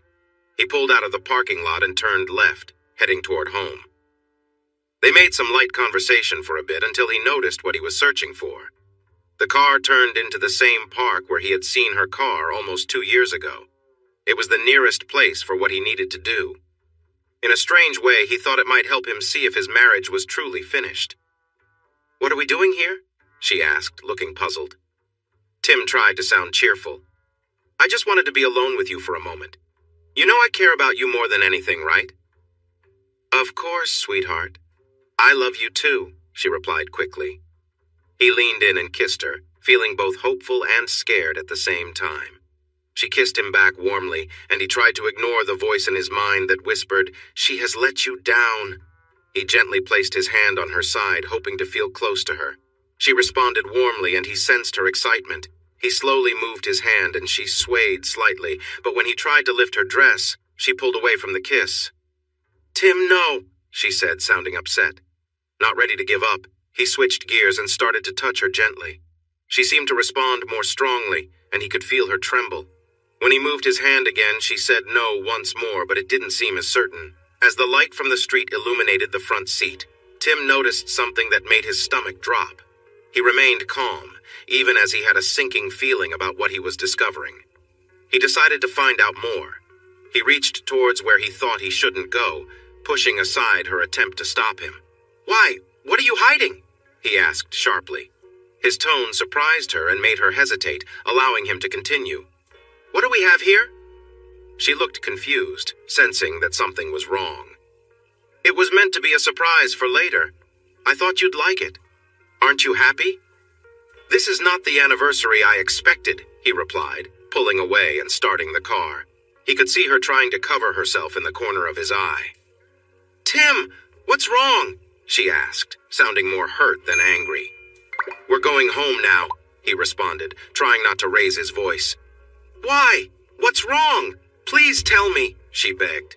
He kept his gaze forward. We'll be home in 10 minutes, then we can talk. It's best if we don't say anything else until then." Donna gasped in surprise, but then quietly settled back into her seat. She remained silent until they reached the house. He stole a quick glance and saw her looking at him with worry on her face. He parked the car, careful not to block her in the driveway.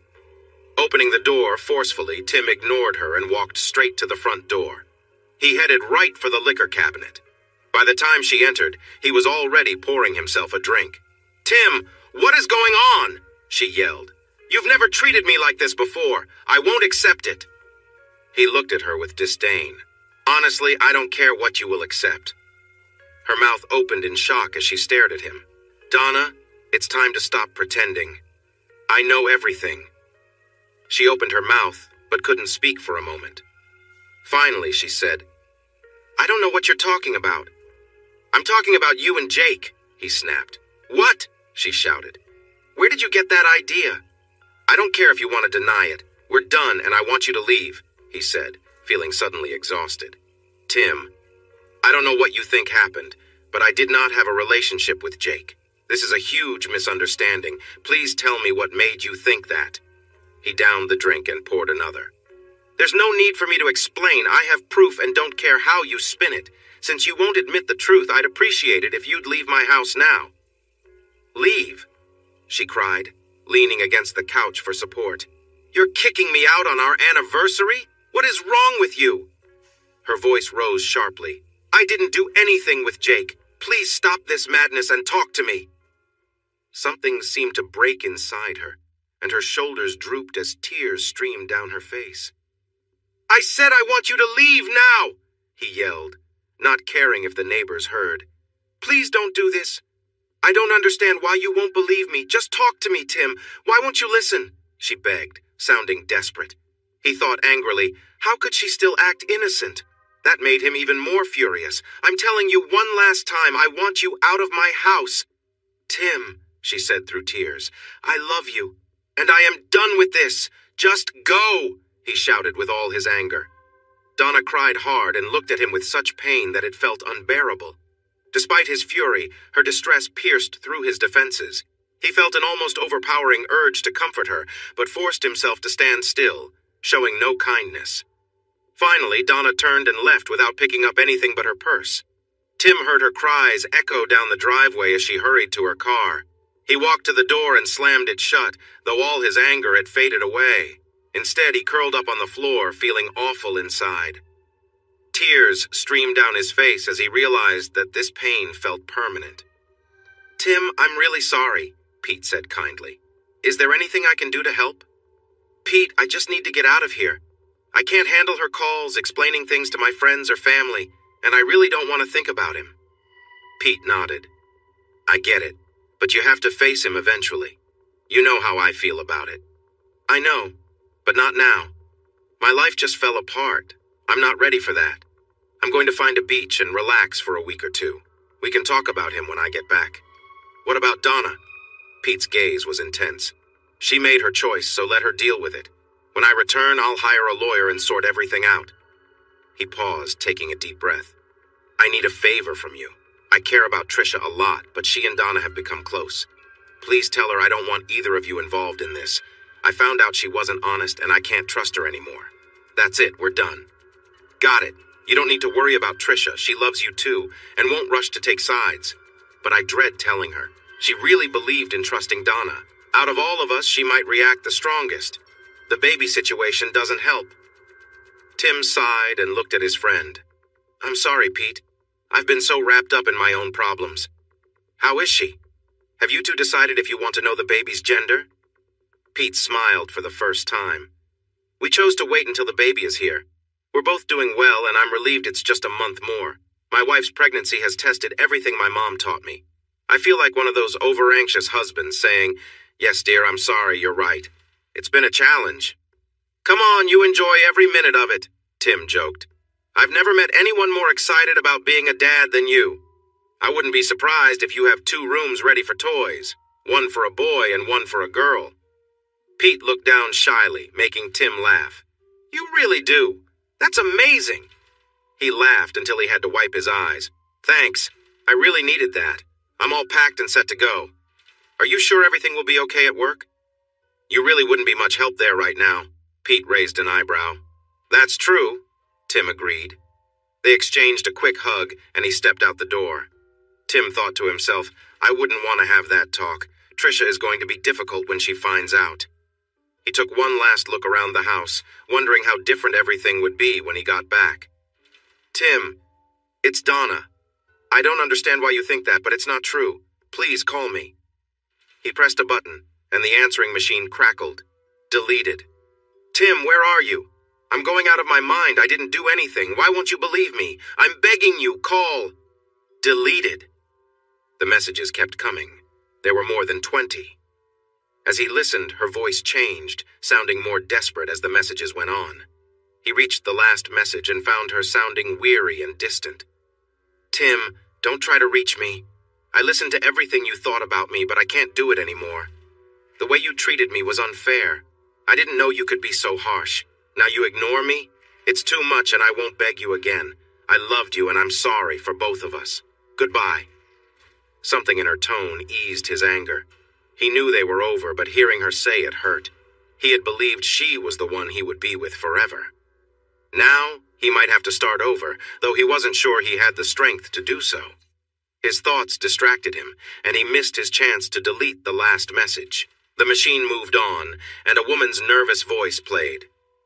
Yes, this is for Tim Sullivan. My name is Marcy, and you need to contact me as soon as you can. I'm going out of town, but I have to talk to you about your wife. You need to understand what happened at the restaurant with Jake. Please don't wait. You really need to call me right away.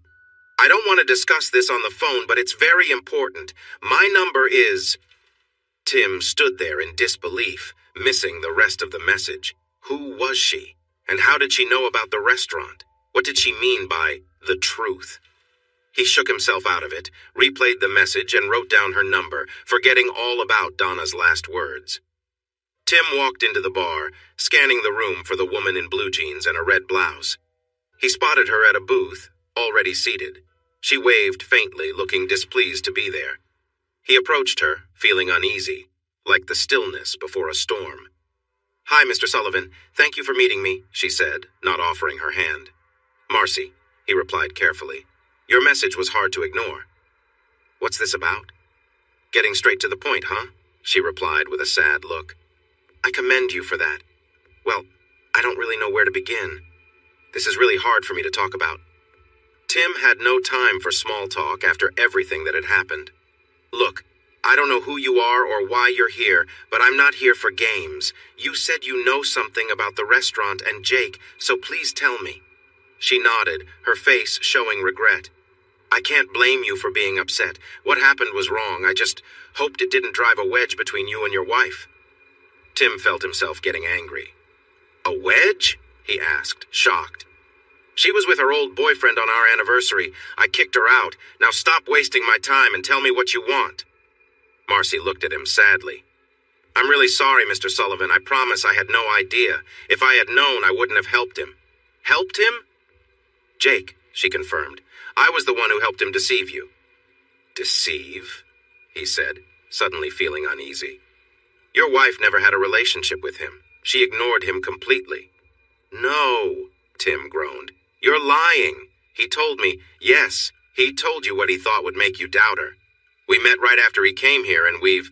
She hesitated, looking uncomfortable. Been close now and then since then.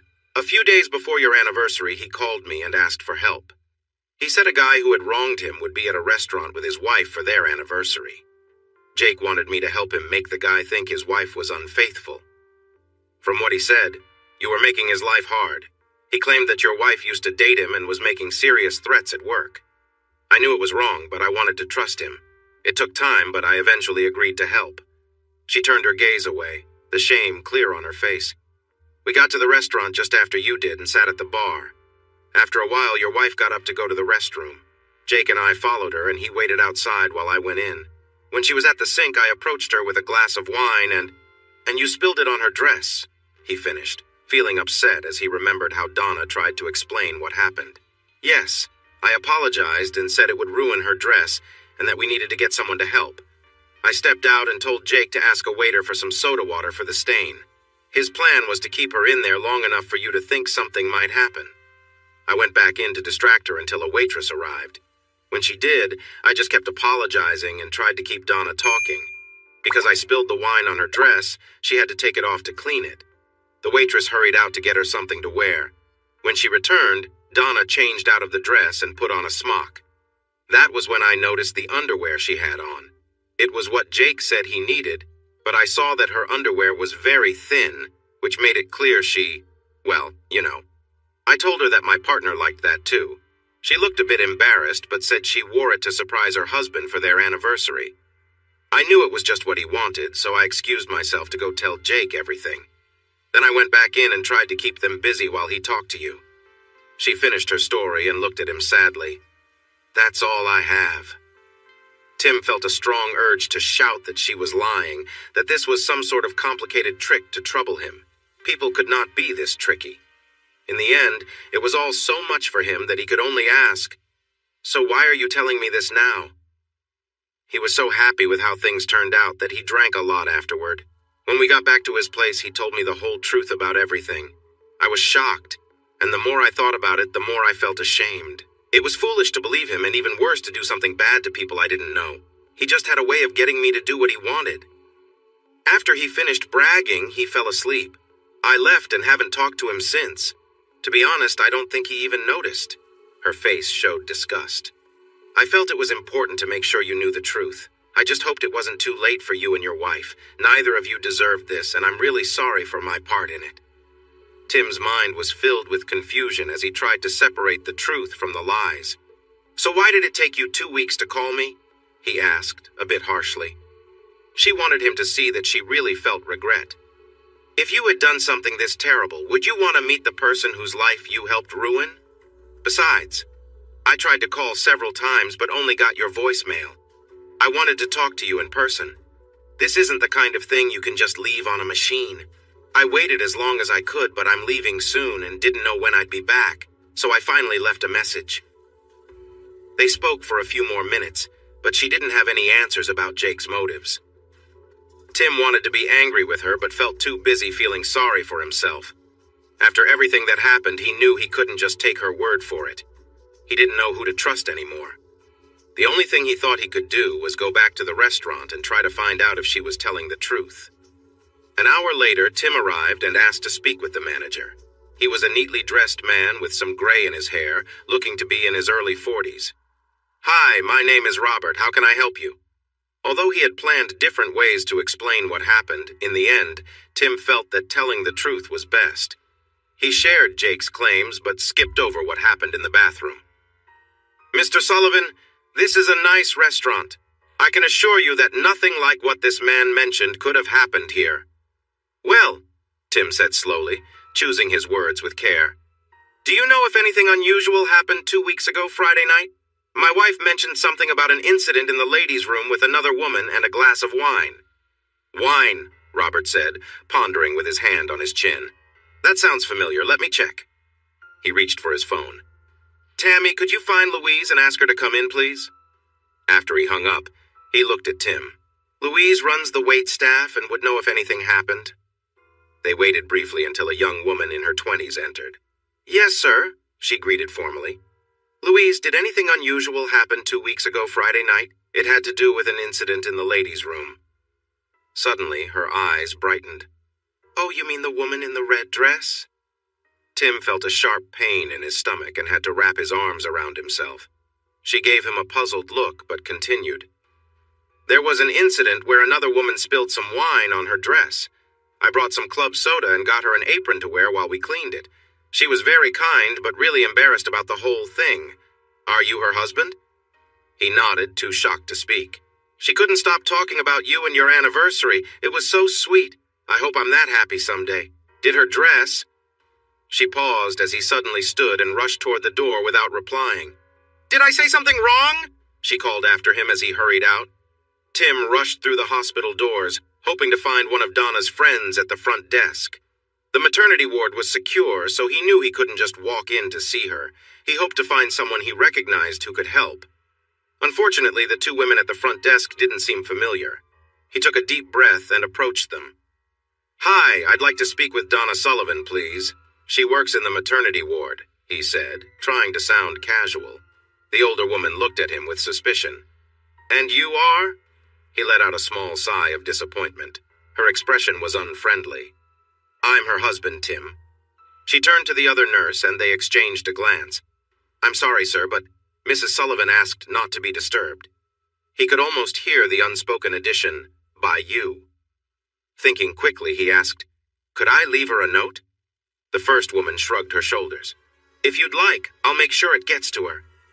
Tim quickly wrote a note to say he was sorry. He wanted Donna to know that she hadn't done anything wrong and how bad he felt for how he had treated her. The note felt a bit empty, but he needed to find a way to connect with her. He begged her to call any time and promised to meet her wherever she wanted. When he signed it, "Love, Tim," a wave of guilt washed over him as he recalled the harsh words he had used. Feeling embarrassed, he handed it to the nurse, who acted like it was a bother. Tim thanked her and left, wondering if Donna would ever read his note. "Oh, Tim," Tricia said sadly. "What are you going to do?" "I don't know," he replied. "She won't see me at all. It's been 2 days, and I've been to the hospital 3 times. Her phone isn't working. I even tried calling her mom, but it didn't go well. Let's just say my mother-in-law won't be sending me a gift this year." Noticing Tricia's worried look, he quickly added, "But I don't want you to worry about it. This is my issue, and I'll find a way to fix it." "Donna must be in so much pain," she said, wiping a tear from her eye. "She hasn't talked to either of us since right after you left. I told her that we couldn't get involved and that all I knew was you believed she had been unfaithful. I let her know I was there for her if she wanted to talk, but she hasn't called back. She must think we would take your side." Tim nodded, feeling his own tears starting to fall. The last 2 days had been the hardest of his life, far worse than the pain from Donna's supposed betrayal. He had ruined a beautiful marriage based on what a man he didn't respect had said, not to mention the awful things he had said to the only woman he had ever loved. His feelings of sadness mixed with guilt felt too heavy to bear. "I at least have a plan to face what I've done," he said, trying to sound hopeful. "Your husband told me to go to HR and ask for the number of the family counselor the company suggests for employees. As soon as I can talk to her, I'm going to let her know I'm going to keep going until I can fix what I need to since she came back. I'll do whatever it takes to be the man she deserves, and I'll make sure she knows that. Just don't give up, no matter what it takes," she said, drying her eyes. "That's the easiest promise I'll ever make," he replied. They hugged, and then he went to the living room to meet Pete. They walked toward the front door where Tim's friend leaned in and whispered, "You know, there's something else we need to take care of." "I know," Tim replied softly. "It's something that should have been resolved a long time ago." "What do you plan to do about it?" Tim looked at him with determination in his eyes. "I want to confront him." It was just after 10 o'clock when Jake finally stumbled out of the bar and made his way to the parking lot. It took the private investigator just a few hours to find him away from other people. Tim smiled, thinking about how helpful money could be. He watched as the bigger man approached, his head down, lost in thought. As Jake got closer, he noticed Tim sitting on his car. "Hey you, what are you doing on my car?" he said, sounding aggressive. Tim couldn't help but respond with sarcasm. "Aren't you Joey, the old football player?" He laughed. Well, it's the computer guy," he said mockingly. "How's your wife?" "We're doing fine, Jake. You, on the other hand, have been making some bad choices." Jake stepped closer. "Are you planning to do something about it?" "What if I am?" Tim replied. "We've been down this road before. It didn't end well for you. Maybe you should just walk away and let her be with the man she belongs with, like you did before." "Oh, this isn't going to be like college, Jake," Tim said confidently. Jake scoffed. "Yeah, why's that?" "Well, in college you had your friends around. This time it's my time to act." Jake looked around nervously. "What do you mean by that?" "It means, Jake, that you are in a lot of trouble," a deep voice said from behind him. Jake turned, and Tim was pleased to see his face pale as a large figure stepped out of the shadows. The man was tall and broad, making everyone part ways when he walked past. Tim remembered how he met this man, who had once been a big star in football, but an injury changed everything for him. "Jake, I want you to meet my friend Pete." Jake glanced over his shoulder, trying to stay calm. "Listen, I don't want any trouble," he said, but he slowly backed away from Pete. "Trust me, you're only gonna find trouble," Pete said in a low voice. Jake looked around for a way to escape, but realizing he had no options, he lunged at Pete, trying to tackle him. Tim watched as Pete barely moved, then grabbed Jake under one shoulder and effortlessly threw him back several feet. He fell heavily onto his back, the hard ground knocking the breath out of him. Pete was on him right away, sitting on his chest and pinning his arms with his knees. Now powerless, Jake watched as Pete pulled his hand back and hit him hard on the cheek. Tim watched with satisfaction as Pete struck him again and again. "That's enough. I think he understands now." Tim nodded. "It's your choice." He stood slowly and added, "This is for bothering my brother," before hitting Jake hard in the ribs. Tim heard a crack and winced, wondering if Jake would need help recovering. Pete stepped back, leaving Jake in pain on the ground. Tim moved closer. "You listen to me," he said quietly, leaning into Jake's ear. "You got lucky. The only reason Pete stopped is that he was worried about what I might do if you ever upset Donna again." To emphasize his point, he pulled out a modified stun device he had made. It was just powerful enough to hurt and leave a lasting tingle. Jake screamed as Tim shocked him. Jake stopped moving and Tim knew he had his full attention. He grabbed Jake's chin and looked into his eyes. "Do you really think I can't handle you? Don't ever mess with my wife again." He leaned in closer and spoke firmly. "I need answers, and for every answer I don't like, you'll get another jolt from this. Understand?" Jake looked at him, surprised. "Are you serious?" he began, but was interrupted by another shock, letting out a strangled cry. Okay, he pleaded. "What do you want to know?" Pete kept watch for any trouble as Tim made sure to get all the answers he needed. Once he was done, he stepped back. "Now, Jake, if you think about telling anyone about our talk, I need you to know something. Do you see that brown four-door car across the street?" he asked, pointing to a parked vehicle. When Jake nodded, Tim continued. "That's the private investigator I hired. He has photos of this meeting, including your attempt to attack Pete. It wouldn't be good if more charges were added to what you already have." "What do you mean, what I already have?" Jake asked, confused. "Do you know a man named Thomas Walker?" Jake looked at him carefully. "He's my boss at the clinic," he answered, holding his side. "Well, when you're ready to go back to work, he wants to see you. You need to have a serious talk with him about bothering women who work at the hospital and causing trouble between the clinic and one of their biggest partners. He also plays golf with Pete on weekends," Tim added with a small grin at his friend. He believed Jake wouldn't check on that little twist, and it would make him a bit more anxious. "And he doesn't like having to deal with problems from lower-level workers," Pete added. "So, Jake, I won't be speaking to you again," Tim said calmly. "But I want you to know someone is keeping an eye on your actions. My suggestion is to think about moving somewhere nice before things get worse. That's entirely up to you. However, if you ever see Donna again, I strongly advise you to go the other way. If she tells me she saw you, I promise your life will get very hard. Do you understand?" he said, holding the stun gun just above Jake as a warning, then pressing the button to make electricity flicker in the dim parking lot. Yes, Jake pleaded. "I'm sorry." He stepped back and hurried to his car. As they drove out of the lot, Pete looked at Tim and asked, "Do you feel better?" Tim shook his head firmly. "I don't care about him. I just want to find Donna." 3 days later, nothing had changed. Donna was ignoring all of Tim's messages. Around noon, Pete got a call that Trisha had gone into labor. "We're on our way now," he said. "If you want, you can come with us and see what happens." Tim chuckled a little, despite his mood. "Thanks, but I doubt they'll think I'm family. Go take care of your wife and meet your baby. I really can't wait to see them both. You guys are what's keeping me strong through this." Pete wanted to say more, but couldn't find the words. It hurt him to see Tim like this, and he felt for Donna, too. He wasn't used to feeling helpless, and it bothered him. As he hung up, he heard his wife call for him and happily ran up the stairs, thankful for his good luck, and hopeful he could help Tim with his plan. Tim finished the work he had agreed to do for Pete, and then let Rhonda know everything was taken care of before leaving early. He had a very important meeting he couldn't miss. An hour later, he walked into the house, really wishing he could avoid the talk ahead.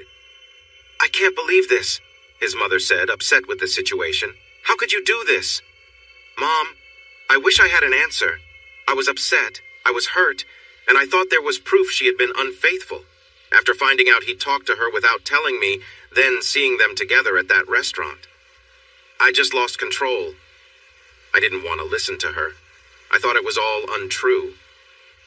And now? He sighed. Now I know what really happened. I see how much I messed this up. All I had to do was be honest with her about the calls, and we could have figured it out together. She is the only woman I ever loved, even after college when I acted like she didn't mean anything to me. Despite everything she did to help me realize this, I still kept her out of my heart. I was scared and foolish. Diane leaned forward and hugged her son tightly, trying to comfort him. He accepted her hug, but gently pulled away. I've thought about every option, even hiring someone to help me reach her. I'm just scared that if I seem too eager, she'll push me away. I might lose my chance to fix this. What keeps coming to mind is how carefully she acted when she returned. If she had come in saying how sorry she was, I would have sent her away and never opened up to her again. But she was so cautious. It made me want to talk to her more. That gave us a chance to move past the bad memories. I think that's the best way to connect with her. Tim, I haven't shared what Donna told me during that time. She never thought you would forgive her. She wanted to talk to me to figure out how to ease the pain she caused you. I told her to give you space, and maybe that's what you should consider doing now. That's not right, Tim replied firmly. She's hurting because of me. I have to find a way to let her know how I really feel. If she needs time after that, I will respect it. I just need a way to reach her. Tim, I can't tell you what to do, and I can't promise anything will work. You've hurt her deeply, but I can tell you that she loves you very much. From all our talks, I truly believe that even with her mistakes, she loved you the same way you love her. Maybe showing her that you understand that is important? Tim thought about her words quietly and suddenly had an idea. Thanks, Mom, he said, hugging her again. I think I get it now. I just feel foolish for not realizing sooner. He left and drove home, trying to believe that it wasn't too late. When he stepped inside, he sensed something was off. Things seemed out of place, and some of her things were gone. Donna, Tim called out carefully. He went up to their bedroom and saw more of her belongings missing. The closet door was open, and her side was empty. He felt a heaviness in his shoulders as he walked back down. When he returned from a 2-week vacation, he noticed only a few of his things were missing. It seemed like Donna had taken just enough to get by, probably thinking she would come back. But now, with so much gone, it looked like she had no plans to return. As he entered the living room, he spotted an envelope in the middle of the coffee table. Tim was surprised he hadn't seen it before. His hands trembled as he picked it up and opened it. Inside, he heard a soft clink. He looked down and saw Donna's engagement ring fall from the note and roll onto the floor. He bent down and retrieved it, feeling a lump in his throat. Holding the ring tightly, he opened the letter and read, Tim, you can have this back. I don't need it anymore. Please don't try to contact me at the hospital again. You made your feelings clear. I want you to know that, aside from the 2 times you already know about, I haven't seen or talked to Jake since college. I don't want to be with him again.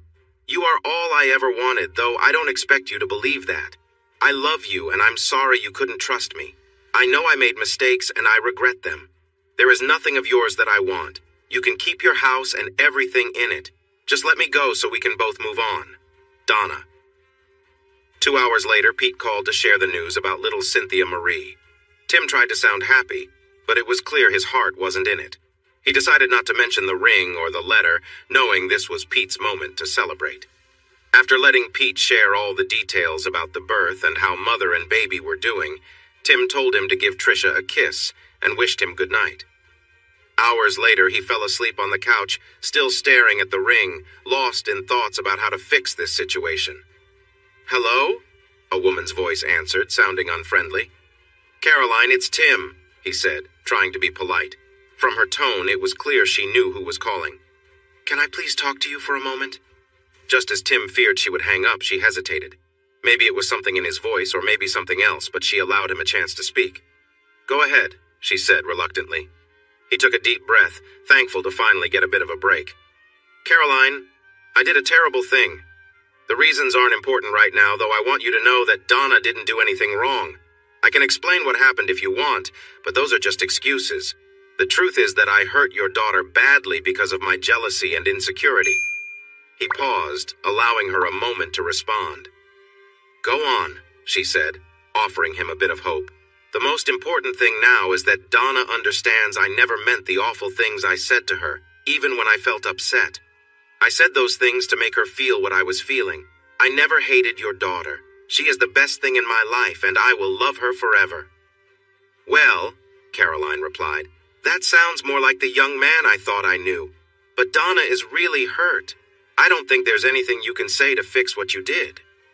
No, there isn't, he agreed. But I'm not the priority right now. Since she won't speak to me, I want to share what happened. If you understand, maybe you can help her. He struggled to find the right words, realizing that his planned speech wouldn't change anything. He needed to express his true feelings. If something happened to me tomorrow, she'd believe I meant the terrible things I said for the rest of her life, and I can't let that happen. At least if she knows the truth, it might ease her pain. Even if she can't forgive me, she needs to know how I truly feel. Okay, she said, sounding a bit more open. You tell me what happened and I'll tell her. I can't promise anything more. Tim covered the phone and let out a deep sigh of relief. All I ask is that you meet me somewhere. If I'm going to share everything, I can't do it over the phone. I can come there tonight if you'd like. He crossed his fingers, hoping she would understand. That's not necessary, she replied stiffly. Why? He asked, feeling disappointed. Because I'm already here. Yes, he thought, feeling thankful and holding back the urge to cheer. Where do you want to meet and when? Do you think that will really work? Pete asked, sounding unsure. Tim shrugged. If Caroline knows everything, at least Donna will too. It might not bring me closer to winning her back, but I can wait for that. I couldn't sleep last night, just thinking about her alone in bed. Imagine how much she's hurting. He shook his head sadly. The things I said to her, and then I pushed her away, on our anniversary. Pete placed a comforting hand on Tim's shoulder. It was a big mistake, but feeling bad about it won't help. Tim nodded. I know, but until I know she's okay, I won't be able to handle this. You still haven't seen her at the hospital, right? He shook his head. I know she's there, but I can only go straight to Trish's room. I feel awful about it. She and Trish had become so close. She must be staying away from us because she thinks we'll interfere. Look, Pete, you've done more for me than I can ask. Trisha told me not to jump to conclusions, but I didn't listen. Right now, it's important for you to be with your wife and little girl. I got myself into this situation. I'll find my way out. If you run into Donna, just introduce her to Cynthia. That would mean so much to her right now. I guess you're right, but I still wish we could help. Me too, he replied sadly. But this is something I need to handle myself. There was a short silence as they both looked for the right words. Finally, Pete spoke up. So, where will you meet her? He asked softly. It was just after 5 o'clock when Tim entered the restaurant. After briefly scanning the aisles, he spotted Caroline sitting in a booth between two empty ones facing the door. He took a deep breath to calm his nerves, then walked toward her, grateful for the tall backs of the booths that offered some privacy. Caroline, he said nervously. Tim, she replied with a cool tone. Her greeting was not as cold as he had expected. He tried to take comfort in that small kindness. He slid into the seat across from her and took a sip of the water the waiter had brought. He wondered if she noticed how much his hands were shaking. How is she? He asked. How do you think she is? Came her sharp answer, making him flinch. Look, Tim, I'm not here for small talk. I always liked you, and that's why I'm giving you a chance to speak. Her voice trailed off as she looked over his shoulder, losing her focus for a moment. She quickly returned her gaze to him. I want to know how you could have treated my daughter that way. She cares for you more than anything, and from what she told me, you were very unkind. Looking down, he struggled to find a way to explain himself. He thought about how he had been avoiding telling Donna the truth, and where that had led him. Just tell her the truth, a voice urged in his mind. He took a deep breath and decided to be honest. I was unkind, he admitted, looking at her. Selfish and unkind. His words seemed to surprise her. I believed the worst about her, and instead of talking it over like an adult, I made a terrible mistake. Everything I said was meant to make her feel as bad as I did. It was childish, and she didn't deserve that. Then, when I found out she was innocent... Tim paused, struggling to express the flood of feelings he had. It took me 2 years, but now I understand why Donna came to see me and what she said. Noticing Caroline's confused expression, he continued, Your daughter isn't just my wife. She's a part of my heart, and has been ever since we met. I don't want to find her just to say I'm sorry and hope she can forgive me. I need to find her to help lessen the hurt I caused. The thought of her in pain is too much for me. I feel like I'm hurting inside. When she hurt me in college, she had to carry that pain for a long time. Discovering she was wrong about Jake and having to leave school, losing her father, it was all overwhelming. She couldn't cope with that much hurt. The one thing she could control was trying to help me. She thought if she could ease some of my pain, she could heal and move on with her own life. That's how I feel now. I can't just go on with my life knowing she's hurting because of me. She might never forgive me. And maybe she shouldn't, he said sadly. But I want to make things right for what I did to her. If she can see what happened and why, then I will accept her choice, even if that means a future without me, he added with great difficulty. Caroline's expression softened. What made you think she would be with that man in the first place? She asked. Tim looked down at his hands. He told me. He heard Caroline's surprised gasp, but he felt dizzy, and the sound seemed far away. He took a quick sip of water to steady himself. It started a couple of months ago. He called our home one day and hung up after asking for her. Then there were more calls from a number I didn't recognize, but no messages were left. I didn't tell Donna because I was worried about why he had our number. When I found her at the restaurant with her friends and him, it was almost too much for me. I was furious. He paused to take another sip of water. Donna gave me a few days to calm down, then explained everything and apologized. She seemed so sincere that I forgave her, but part of me still couldn't fully believe what she said. I tried to put it aside and enjoy our anniversary, but I know it was still bothering me. When we got to the restaurant, Donna went to the restroom. About 15 minutes later, Jake showed up and told me they had been together since he came to town. He also said she was gone so long because they were together in the back of the restaurant. He hesitated, struggling to continue. Caroline jumped in without a pause. So, a man you don't trust walks up and says he's been with your wife and you just believe him? She asked, surprised. No, he replied, trying not to sound like he was making excuses. I told him he was lying, but he said he had proof. What kind of proof? She asked, confused. This might sound strange. A woman spilled a drink on Donna in the restroom. She had to change out of her dress to clean it before it was ruined. The woman was Jake's friend and ran out to share some personal details with him. That's how he made me believe he was honest. She sat back, clearly surprised. He went through all that for what reason? Tim shrugged. He said he never got over her leaving him. When he came here for work and saw she was at the hospital, he thought he could come between us. He used some of her friends at work to get information about our lives. They had no idea they shouldn't talk to him. None of that matters now. He won't be bothering her again, he concluded firmly. Caroline paused for a moment, trying to collect her thoughts. Tim, I'm sorry. Neither of you should have had to deal with something like this. She looked down for a second, still processing everything. But that doesn't excuse how you treated my daughter. He looked at her with honesty. Nothing can excuse my actions. I love her more than anything, yet I did things to hurt her. Every night I try to sleep but just lie there wishing I could hold her and tell her I didn't mean it. I know it doesn't change things, but I'm really sorry. I don't even know how to explain it to her, or to you. I would do anything to take it back. Tears came easily for Tim after days of feeling upset.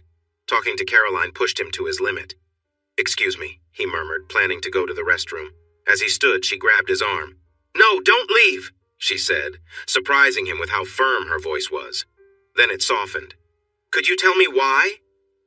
When Tim just stared, confused, she took his hand. Why didn't you talk to her? I don't understand why you believed him, but all you needed to do was tell her what he said. She's your wife. Why didn't you ask her? This was the moment of truth, he thought. After a lot of reflection, Tim finally grasped his feelings, but explaining it to Donna's mother felt different. He took a deep breath, knowing he had to make her understand. It mattered too much to hold back. "It's because I expected her to leave me." "What?" she replied, surprised and a bit angry. "Caroline, I'm going to share something I've never told Donna. I should have, but I was too scared. I regret holding it back because I think we could have avoided all of this if I weren't so afraid. The night I learned about Donna and Jake, something happened after I left. Jake followed me and said some hurtful things about her. I lost control and acted badly." She looked at him suspiciously. "So, you two had a fight?" "Well, I guess you could say it was a fight. It felt like I was just letting him hurt me. I ended up in the hospital, and it took a week before I was ready to go back to school and collect my things." She held his hand, showing she understood. Even though I thought I had moved past what Donna did, there was still something inside me that wouldn't let it go. What happened in college confirmed every bad thing people had said to me or that I thought about myself growing up. "What do you mean?" she asked. He pulled his hands away and rubbed them together nervously. "I felt like I wasn't good enough for someone like her. Someday, no matter how much I cared for her or how hard I tried to improve myself, someone like Jake could come along and take her away." Caroline's face showed that she was starting to understand. "Someone like Jake," she repeated. "Someone better looking, more popular, stronger. No matter how much I cared for Donna, if he decided he liked her, he could just come in and take her from me. I felt weak and helpless. When he moved here, I worried it would happen again. He just told me what I feared deep down." He lowered his head, unable to meet her gaze. "Tim Sullivan, that is the silliest thing I've ever heard you say." He turned around, shocked by her words. Donna stood next to him, looking both upset and upset. "Donna?" he stammered. "What are you doing here?" She sat down beside him and wrapped her arms around him tightly. She turned his head toward hers, wiping his tears away. Her lips met his, and any confusion he felt vanished. He raised a hand to touch her face and felt the moisture on it. "You're crying," he said with concern. He looked into her eyes, memories flooding back. "Donna, I'm really sorry for what I said. Please believe me." She gently placed her fingers on his lips, stopping him. "I heard you, Tim, and I do believe you," she cried, resting her head on his shoulder. "I've missed you so much." He didn't know what to say, so he just held her and stroked her hair as she cried. Being close to her again felt like waking up from a bad dream. Time seemed to disappear while he held her, silently assuring her of his love with gentle touches. Finally, he broke the moment with a question. "What are you doing here?" he asked, glancing at Caroline. "Don't look at me," her mother said. "I had no idea." "Then how?" he began. "That's a long story," came a deep, familiar voice from the next booth. "Really?" he said, standing up in surprise. "Pete!"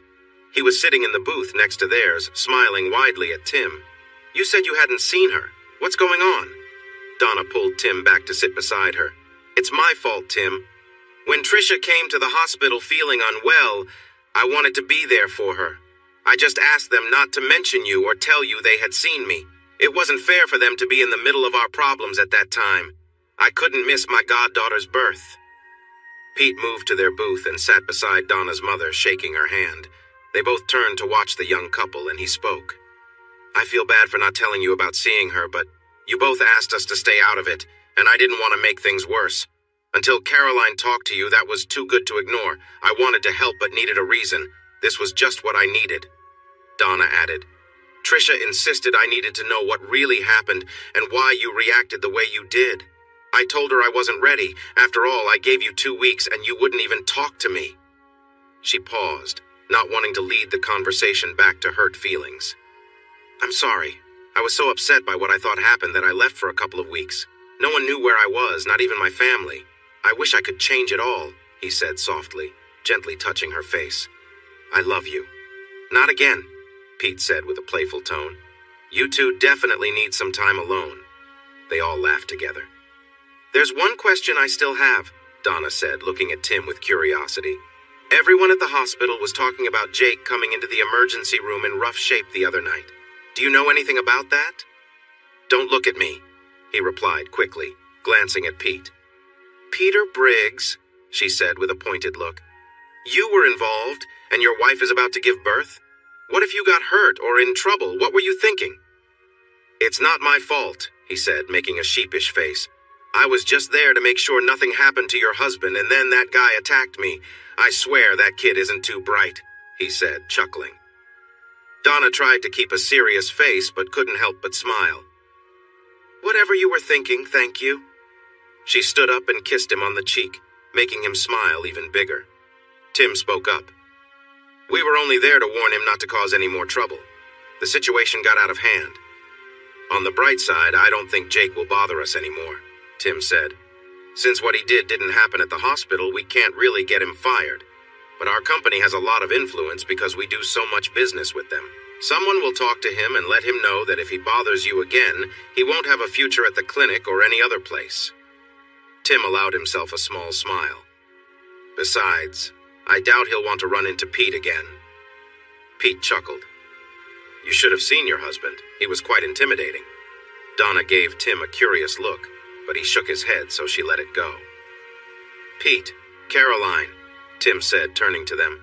I hope you don't mind, but I really want to take my wife home. She's been away too long. He took Donna's hand, feeling a surge of emotion. Plus, I've got a lot to make up for. Donna smiled and kissed him gently. She leaned close and whispered, You're absolutely right. Everyone stood to leave. Tim gave Caroline a warm hug, whispering, Thank you for giving me this chance, Caroline. I won't let you down. She patted his cheek affectionately. I believe in you, Tim. When they reached their home, the young couple entered quickly, focused only on each other. They shared kisses and tender touches, the joy of being together making them clumsy as they bumped into the wall. Donna pulled back, breathing heavily. Tim, I need to tell you something. Shh, Tim said softly. No more talking right now. I just need to be with you. She smiled and nodded, drawing him closer. After a few more hurried kisses, she broke away, rushing toward the stairs. She paused to glance over her shoulder with a playful smile before running up. Tim watched her, feeling overwhelmed with gratitude for having her back in his life. He took a deep breath to steady himself, then followed her upstairs. When he reached the bedroom, he paused for a moment to take it all in. Donna stood by the bed, her blouse loose around her, her hair falling softly across her face. You look beautiful, he said, admiring her. Thank you, she replied with a warm smile, holding out her hand to him. He crossed the room and kissed her gently, pulling her into a loving embrace. They held each other close, savoring the quiet and peaceful moment, grateful to finally be together again. I didn't know how I was going to manage without you. The hardest thing I ever did was take off my ring. Oh no, she suddenly exclaimed. He stepped back, concern filling his eyes. What's wrong? My ring. I need my ring. Can you wait while I go get it? Tim was surprised to see the worry on her face.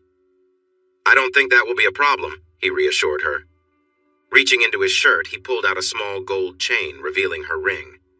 I kept it close to me. It was the only way I could get through that meeting with your mother. Donna smiled, a little sadly. I get it. There was no need to explain further. Tim now fully understood how hard it had been for her to face his mom all those years ago. So why did you keep the wedding ring but leave this one? He asked. She sighed. I was so upset that I almost left both behind, but a part of me couldn't let go. I still hoped we could fix things. This ring meant too much to me, and I knew if I left it, you'd understand how hurt I was, how serious everything had become. He gazed deeply into her eyes. I did understand, and I'm truly sorry for the things I said. But more importantly, I'm sorry for not trusting you when I should have. It's a mistake I won't make again. He took the necklace off and gently slid the ring onto her finger. Now everything's back where it belongs. She looked down at the ring, then back into his eyes. Not quite, she whispered. Tim smiled softly and reached out, brushing her shoulder gently. They shared a quiet, tender moment, the unspoken understanding passing between them. He took his time, savoring the closeness they had missed. He sat beside her, holding her hand, the silence filled with the comfort of being together again. They both knew that their journey had been difficult, but this moment was about rebuilding, taking small steps toward healing. Tim's touch was soft and reassuring, reminding them both that in time, things would be all right again. Tim gently kissed her shoulder, moving down her arm as he helped her out of her shirt, which fell to the floor. He softly placed a hand on her shoulder, encouraging her to lie back. His fingers traced her body in a gentle, affectionate manner, drawing a content sigh from Donna. He carefully undid her jeans, slowly pulling them down as Donna lifted her hips to assist him. Soon her jeans joined her shirt on the floor, and he gently caressed her legs, taking his time as he moved his hands up toward her. Tim's touch was careful and affectionate as he explored familiar areas they had shared during their time together. He softly touched the back of her knees, making her legs part slightly. Donna, feeling his closeness, whispered, "Tim, I need you." With a smile, Tim leaned in closer, drawing out the moment as he kissed her gently. Donna shuddered, trying to pull him closer, but Tim kept his playful distance. "Be patient," he teased softly. He continued to kiss her tenderly, staying close, causing Donna to feel a sense of longing. Her breathing quickened and she pleaded, "I'm so close." "I know," Tim responded with a hint of teasing in his voice.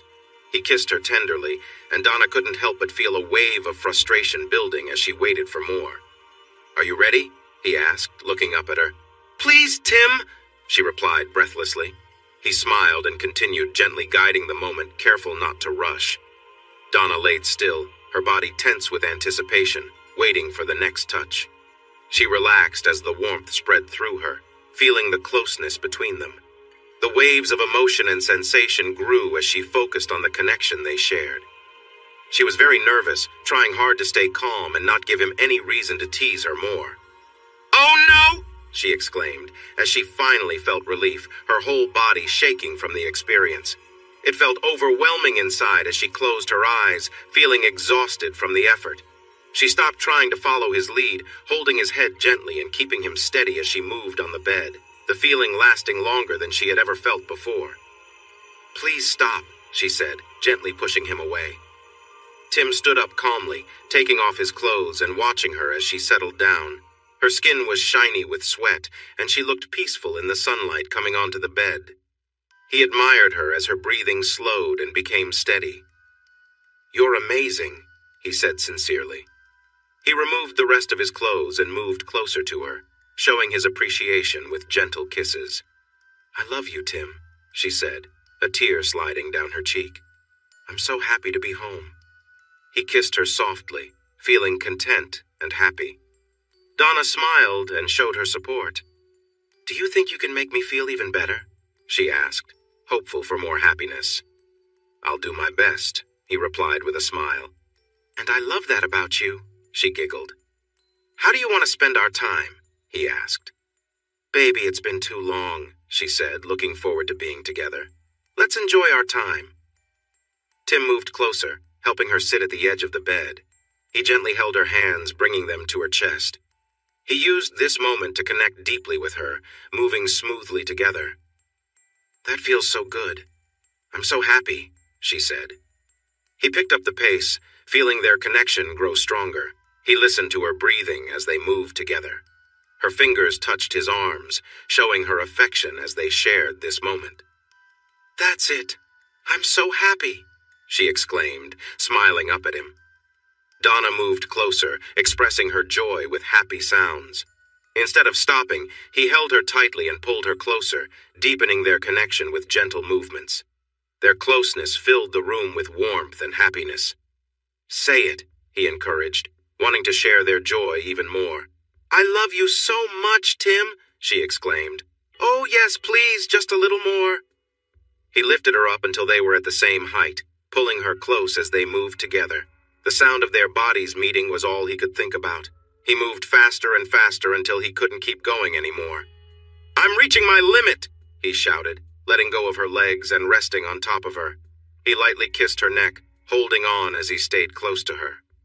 Donna sighed softly one last time, then joined him, her body too tired to do much else. They stayed like that for a few minutes, enjoying the moment and the closeness between them. Finally, Tim leaned back to look into her eyes. "What do you think? Did I do well?" he asked with a laugh. I really missed you, she said sweetly, wrapping her arms and legs around him, wanting him as close as possible. They enjoyed their time together, not wanting to break the peaceful moment. Eventually, Donna turned away and faced him. I have something to share, Tim. You were honest with me earlier, and I owe you the same, she said. He looked at her with curiosity, but didn't interrupt. There's something I didn't tell you during college. I wanted to, but I was scared it would hurt you. After what you said to my mom, I think maybe telling you could have changed things. She took a moment to find the right words. When Jake started being friendly during the summer, he said things that resonated with me. She hesitated, feeling nervous. He mentioned that many women were drawn to him for his popularity or future success, and that really hit home for me. Why? He asked, sounding unsure. Because I wasn't sure how you felt about me, she said softly. Tim sat in surprise. Weren't sure? What do you mean? He couldn't find the words. I knew you cared for me, she assured him, but I didn't know if it was for who I truly was. I wasn't certain about our future. I'm confused, Donna. What do you mean about who you were? Tim, you were amazing, and I loved you, but think back to those days. We were very young. I was your first real girlfriend. You cared for me, but how often did you express how you felt about things? Probably not very often, he said, trying to recall their past moments. Almost never, she replied. At some point, we both needed to grow, but what would keep us together as we did? Were we going to drift apart? Do we have enough to make this work? Donna, that's not right, I said, finally speaking up. I told you every day how much I cared about you. You told me every day how lovely I was and how much you liked being with me.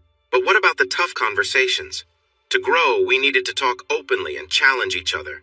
At times, it felt more physical than emotional, and I started to wonder, she looked away, if maybe I was mistaken about how you really felt about me. It seemed like you might be in love with an idea of me rather than the real me. What would happen when I couldn't be that idea?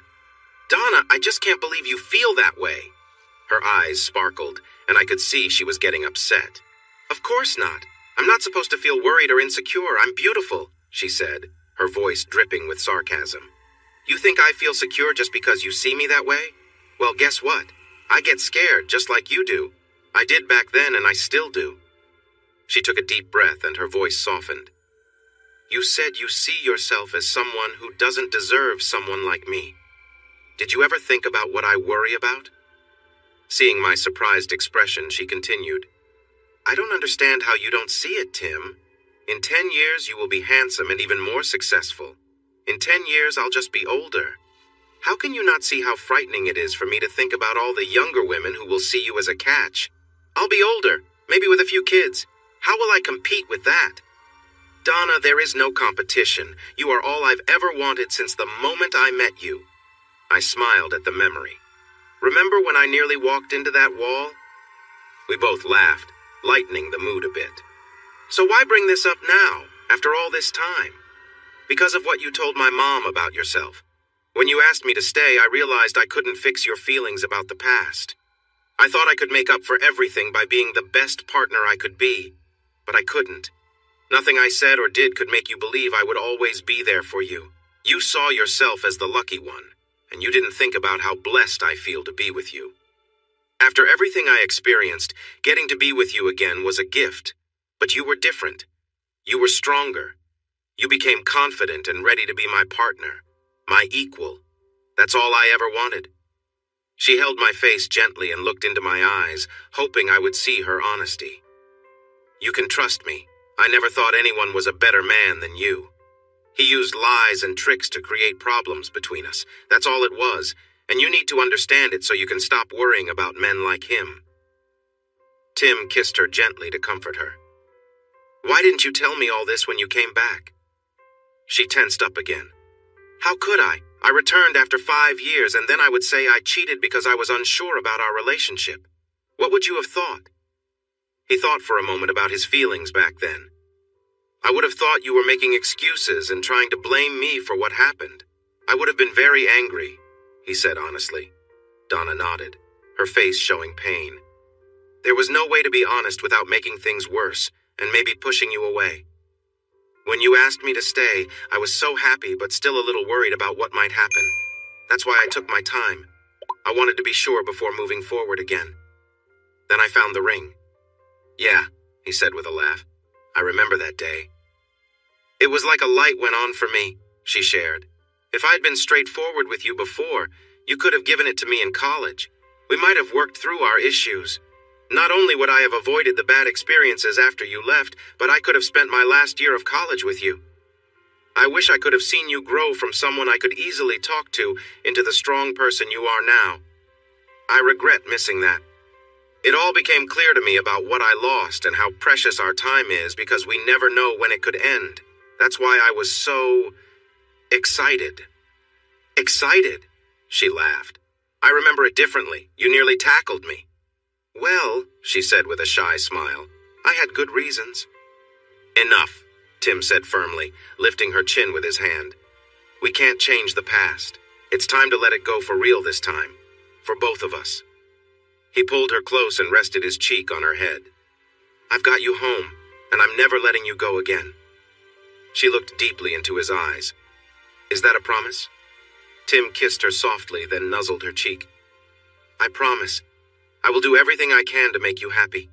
You are the most important thing to me, and I will be the man you need. I promise. She nestled against him happily, her head on his chest. That goes for me too. I know how close I came to losing you again. I'll do whatever it takes to make sure nothing gets between us again. He smiled at her touch and her words, thinking of ways to make up to her for what his jealousy caused. Tim, this is unbelievable. You don't have to take me out for our anniversary. It was a month ago.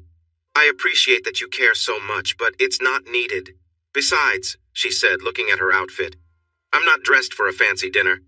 You could have let me go home and change. Tim smiled widely. You look lovely. Just go along with it. Think how good it will make me feel to have a nice quiet dinner to remember for our first anniversary instead of that difficult time we had. We went through it together, she reminded him, stressing the word we. Remember what the doctor said? Everything needs to be we from now on. He leaned in and gave her a quick kiss as the elevator doors shut. The man in front pressed the button for his floor and turned slightly to them. Where are you two heading? All the way up, 96, Tim said happily. My wife and I are celebrating our anniversary with a nice dinner and a beautiful view of the city. It's our first time at the John Hancock Building. I've heard it's amazing. The man checked his watch, then smiled while looking ahead. You'll love it. The sunset at this time is incredible. By the time you eat, it will be dark and even better. Be sure to see Lakeshore Drive and Navy Pier. They are beautiful after dark. The stranger pressed their floor button and stepped back for some privacy. Tim looked at Donna, beaming, and gave her a quick kiss. That sounds perfect. The doors opened at the 95th floor, and the man stepped out. You both have a wonderful night, he said with a playful smile. It's nice to see two people so happy. Take care. He waved as the doors closed, and Tim felt the elevator move up again. A few moments later, it stopped, and the doors opened. They stepped out, and Tim turned to the right, asking Donna to wait as he entered the men's room. Looking at himself in the mirror, he tried to calm his excitement. He thought of the beautiful woman waiting outside. This is worth it, he murmured. He came out into the hallway and took her hand. Looking at her, Tim gently brushed his fingers through her hair. She looked at him questioningly, and he simply shrugged. You look so beautiful. I can't believe it. Donna leaned in and kissed him, lightly touching his chin. You are the handsome one, and I'm the lucky one. Well, I can't argue with that, he chuckled. She playfully nudged him as they reached the bar at the end of the hallway. Surprise! Shouted the excited voices, surprising her completely. Tim turned to see her shocked expression as a few cameras flashed at once. In front of them stood their friends, family, and co-workers, all clapping and smiling. Across the windows on the other side of the bar was a big sign that said, Happy First Anniversary 1 month. Her smile was catching as everyone rushed to give their good wishes. Tim turned just in time to feel Pete's strong hug that nearly took his breath away. Donna, Trisha's voice called out, I think you might need this. She held out the dress Donna had worn for their special day. Looking around at the people gathered, Donna laughed and said, I did mention I was a bit underdressed. Then she went with Trisha and Cindy to the ladies' room to change. Tim chatted with their friends and family while they waited. Everyone was excited to be part of such a joyful evening. Pete grabbed a drink for Tim as he tried to thank everyone for changing their plans at the last minute to help make the night special for Donna. In the middle of the excitement, he felt someone tug at his arm. He turned to see Donna standing there, her cheeks rosy, as everyone admired her. It was amazing to see what the ladies had done in just a few minutes. Her hair was styled beautifully, her makeup looked great, and she appeared stunning in her dress. Tim couldn't help but stare, feeling lucky to have her in his life despite everything they had been through. "I love you more than I thought I could, Tim Sullivan," she said, wiping a tear from her eye. With pride, Tim replied, "Then you love me about half as much as I love you, Donna Sullivan." They hugged, and everyone around them went, "Aw." She jumped a little when a loud voice announced, "Everyone, let's celebrate the happy couple." As applause filled the room, she turned to see her favorite local band in the corner. They started playing a cheerful song, and everyone began to dance and celebrate. Tim led her away from the crowd to the dance area and spun her into his arms as their friends joined in. They danced closely, moving gently to the music. After several songs, they made their way back to a table near the bar where they could chat. "So, do you like your party?" Tim asked, proud of what he had organized. Donna looked at him with admiration, making him blush. "It's perfect. How did you pull this off?" "Well, sweetheart, sometimes you overlook things," he said, glancing over her shoulder. She turned to see the man from the elevator. He smiled and nodded. "I guess I don't make as big an impression as I hoped." Her eyes widened. "Oh, wow, John, I'm so sorry I didn't recognize you." She stood up and hugged the man who had managed their wedding and made the day so special, the one person Tim trusted with something this important. "That's okay, Donna," he said with a smile. "You seemed a bit distracted. The hat and sunglasses probably didn't help, but we wanted to make sure your surprise was safe. I meant what I said. It's wonderful to see two people so happy." Tim noticed a lovely woman walk up behind John and gently touch his shoulder. He turned to her, took her hand, and then turned back. "Tim, Donna, this is my wife Jenny. Jenny, these are two of the nicest people I've met in my work." She smiled and took Donna's hand. "It's great to meet you. I've been hearing stories about how wonderful you two are together for the last hour. I can see they weren't lying." She looked at Tim with intent. "Nice to meet you too. You dance really well. Do you think your wife would mind?" "Not at all," Donna replied with a smile. "He tires me out. I'd appreciate the break." John chuckled, trying not to laugh. "Good luck with this one." When Tim looked confused, John patted his shoulder. "You've definitely met your match here. Jenny used to be a professional dancer. If you can even keep up with her a little, you're better than me." Tim laughed and let her lead him to the dance floor. She was slender, graceful, and full of confidence. He believed John completely just from watching her walk with purpose toward the stage. When the next song played, he was surprised to find someone who made Trisha look less experienced. Jenny was much better than his previous dance teachers. After several songs, Tim thanked her and gave her a quick kiss on the cheek. They returned to the table where Pete and Trisha had joined Donna and John. Trisha looked at him enviously. "That was something," she commented with a hint of jealousy. He shrugged. "Don't ask me. I was just doing my best not to step on her toes." They all shared a laugh, and Jenny thanked him.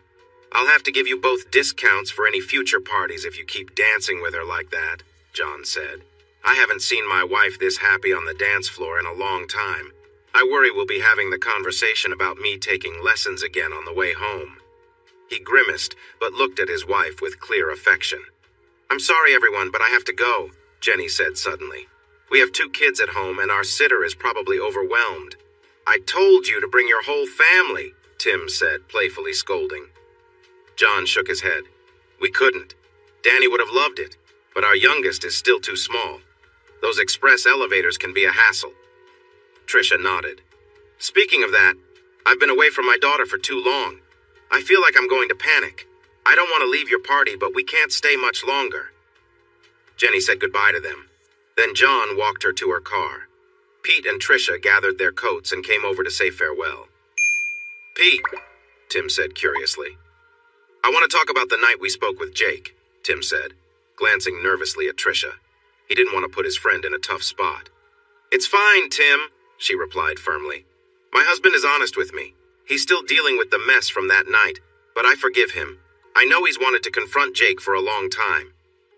She leaned in, sharing a secretive smile. Honestly, I'm only pretending to be upset. When he gets home tonight, I plan to surprise him. I heard you, dear, Pete chuckled. You can count on me to remind you of that. Laughter filled the air, but then Tim's face grew serious again. Before you confronted him, you mentioned that he deserved it for bothering your brother. I agree with you, but it seemed unusual. You had a fierce look that was new to me. Pete took a deep breath and stared at Trisha for a moment. She nodded almost unnoticeably, and he turned back to Tim. I think it's time you learned the truth, he said, his voice turning soft and sad. He held Trisha's hand tightly. When I was younger, my little brother looked up to me. He was 5 years younger and a wonderful kid, even smarter than I was. Our mom made sure we stayed out of trouble and kept us focused on our studies. My first few years in college were amazing. Everyone thought I'd have a bright future in football, and Daryl was excelling in high school. He was never big like me. He was more like you. Tim felt a sense of unease as he noticed Pete talking about the past. Then my senior year, things took a turn. Daryl began facing bullying because of his success in school. Some kids were even targeting me, taking out their jealousy on him. Mom kept expressing her worries, but I was too caught up in my own life to pay attention. Tim was shocked to see a tear roll down Pete's face. It was a side of him Tim had never witnessed before. He felt Donna squeeze his arm, sensing her sadness too. The morning of a big game against USC, I received a frantic call from Mom. She was in tears. After a while, she told me that Daryl was gone, taken from us by someone who had been bothering him. He was my little brother, and I wasn't there for him when he needed support. I promised myself I would play that game in his honor.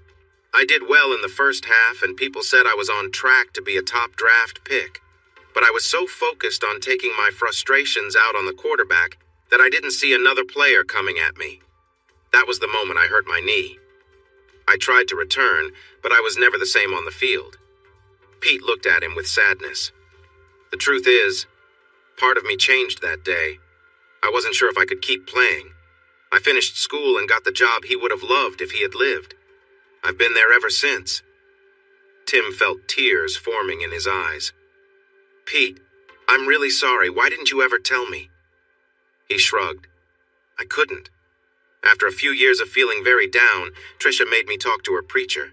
He helped me see that the only way I could handle the guilt I felt was to help someone just like Daryl, someone who needed support. He said I should treat that person as I wish I had treated my brother. It was something Gandhi had once said. I was at a job fair for my company at your high school when I saw you for the first time. I took one look and knew you were just right. They all laughed, breaking the serious moment. The truth is, he said, you were my second chance. I got to watch you grow up and do well. In a way, it felt like a part of Daryl was still alive. It probably sounds silly, but it really helped me. Pete, Tim said seriously, it doesn't sound silly at all. I wish you had told me, but I think I understand. He paused for a moment. No wonder you were so hard on Jake. He's lucky you didn't do more. I almost did, Pete said with a worried look. He's lucky you stopped me. When I looked at him, all I could see was the guy who hurt my brother. Pete shook his head, trying to regain his composure. Anyway, that's the story. Now that you're all grown up, he said with a small smile, I guess it's okay for you to know everything. Not sure what to say, Tim stood and hugged his friend, whispering, Thank you. He stepped back and wiped his eyes. Not wanting Pete to talk more about something so painful, Tim suggested he go see his little girl. He and Trisha congratulated the young couple again and then walked away. It looked like his small wife was actually supporting the big man as they left. Tim felt sad about what his friend had gone through, but amazed at how it had shaped his life. Donna took Tim's hand and leaned in close. Daryl, she said thoughtfully, that would be a nice name for a little boy. He turned to look at her closely. Well, we said we wanted to start a family right away. Can you think of a better name? He smiled, warmed by her kindness. Daryl would be perfect. Thanks for watching this video. Don't forget to subscribe to Infidelity Plus to stay updated with more captivating tales of infidelity and payback.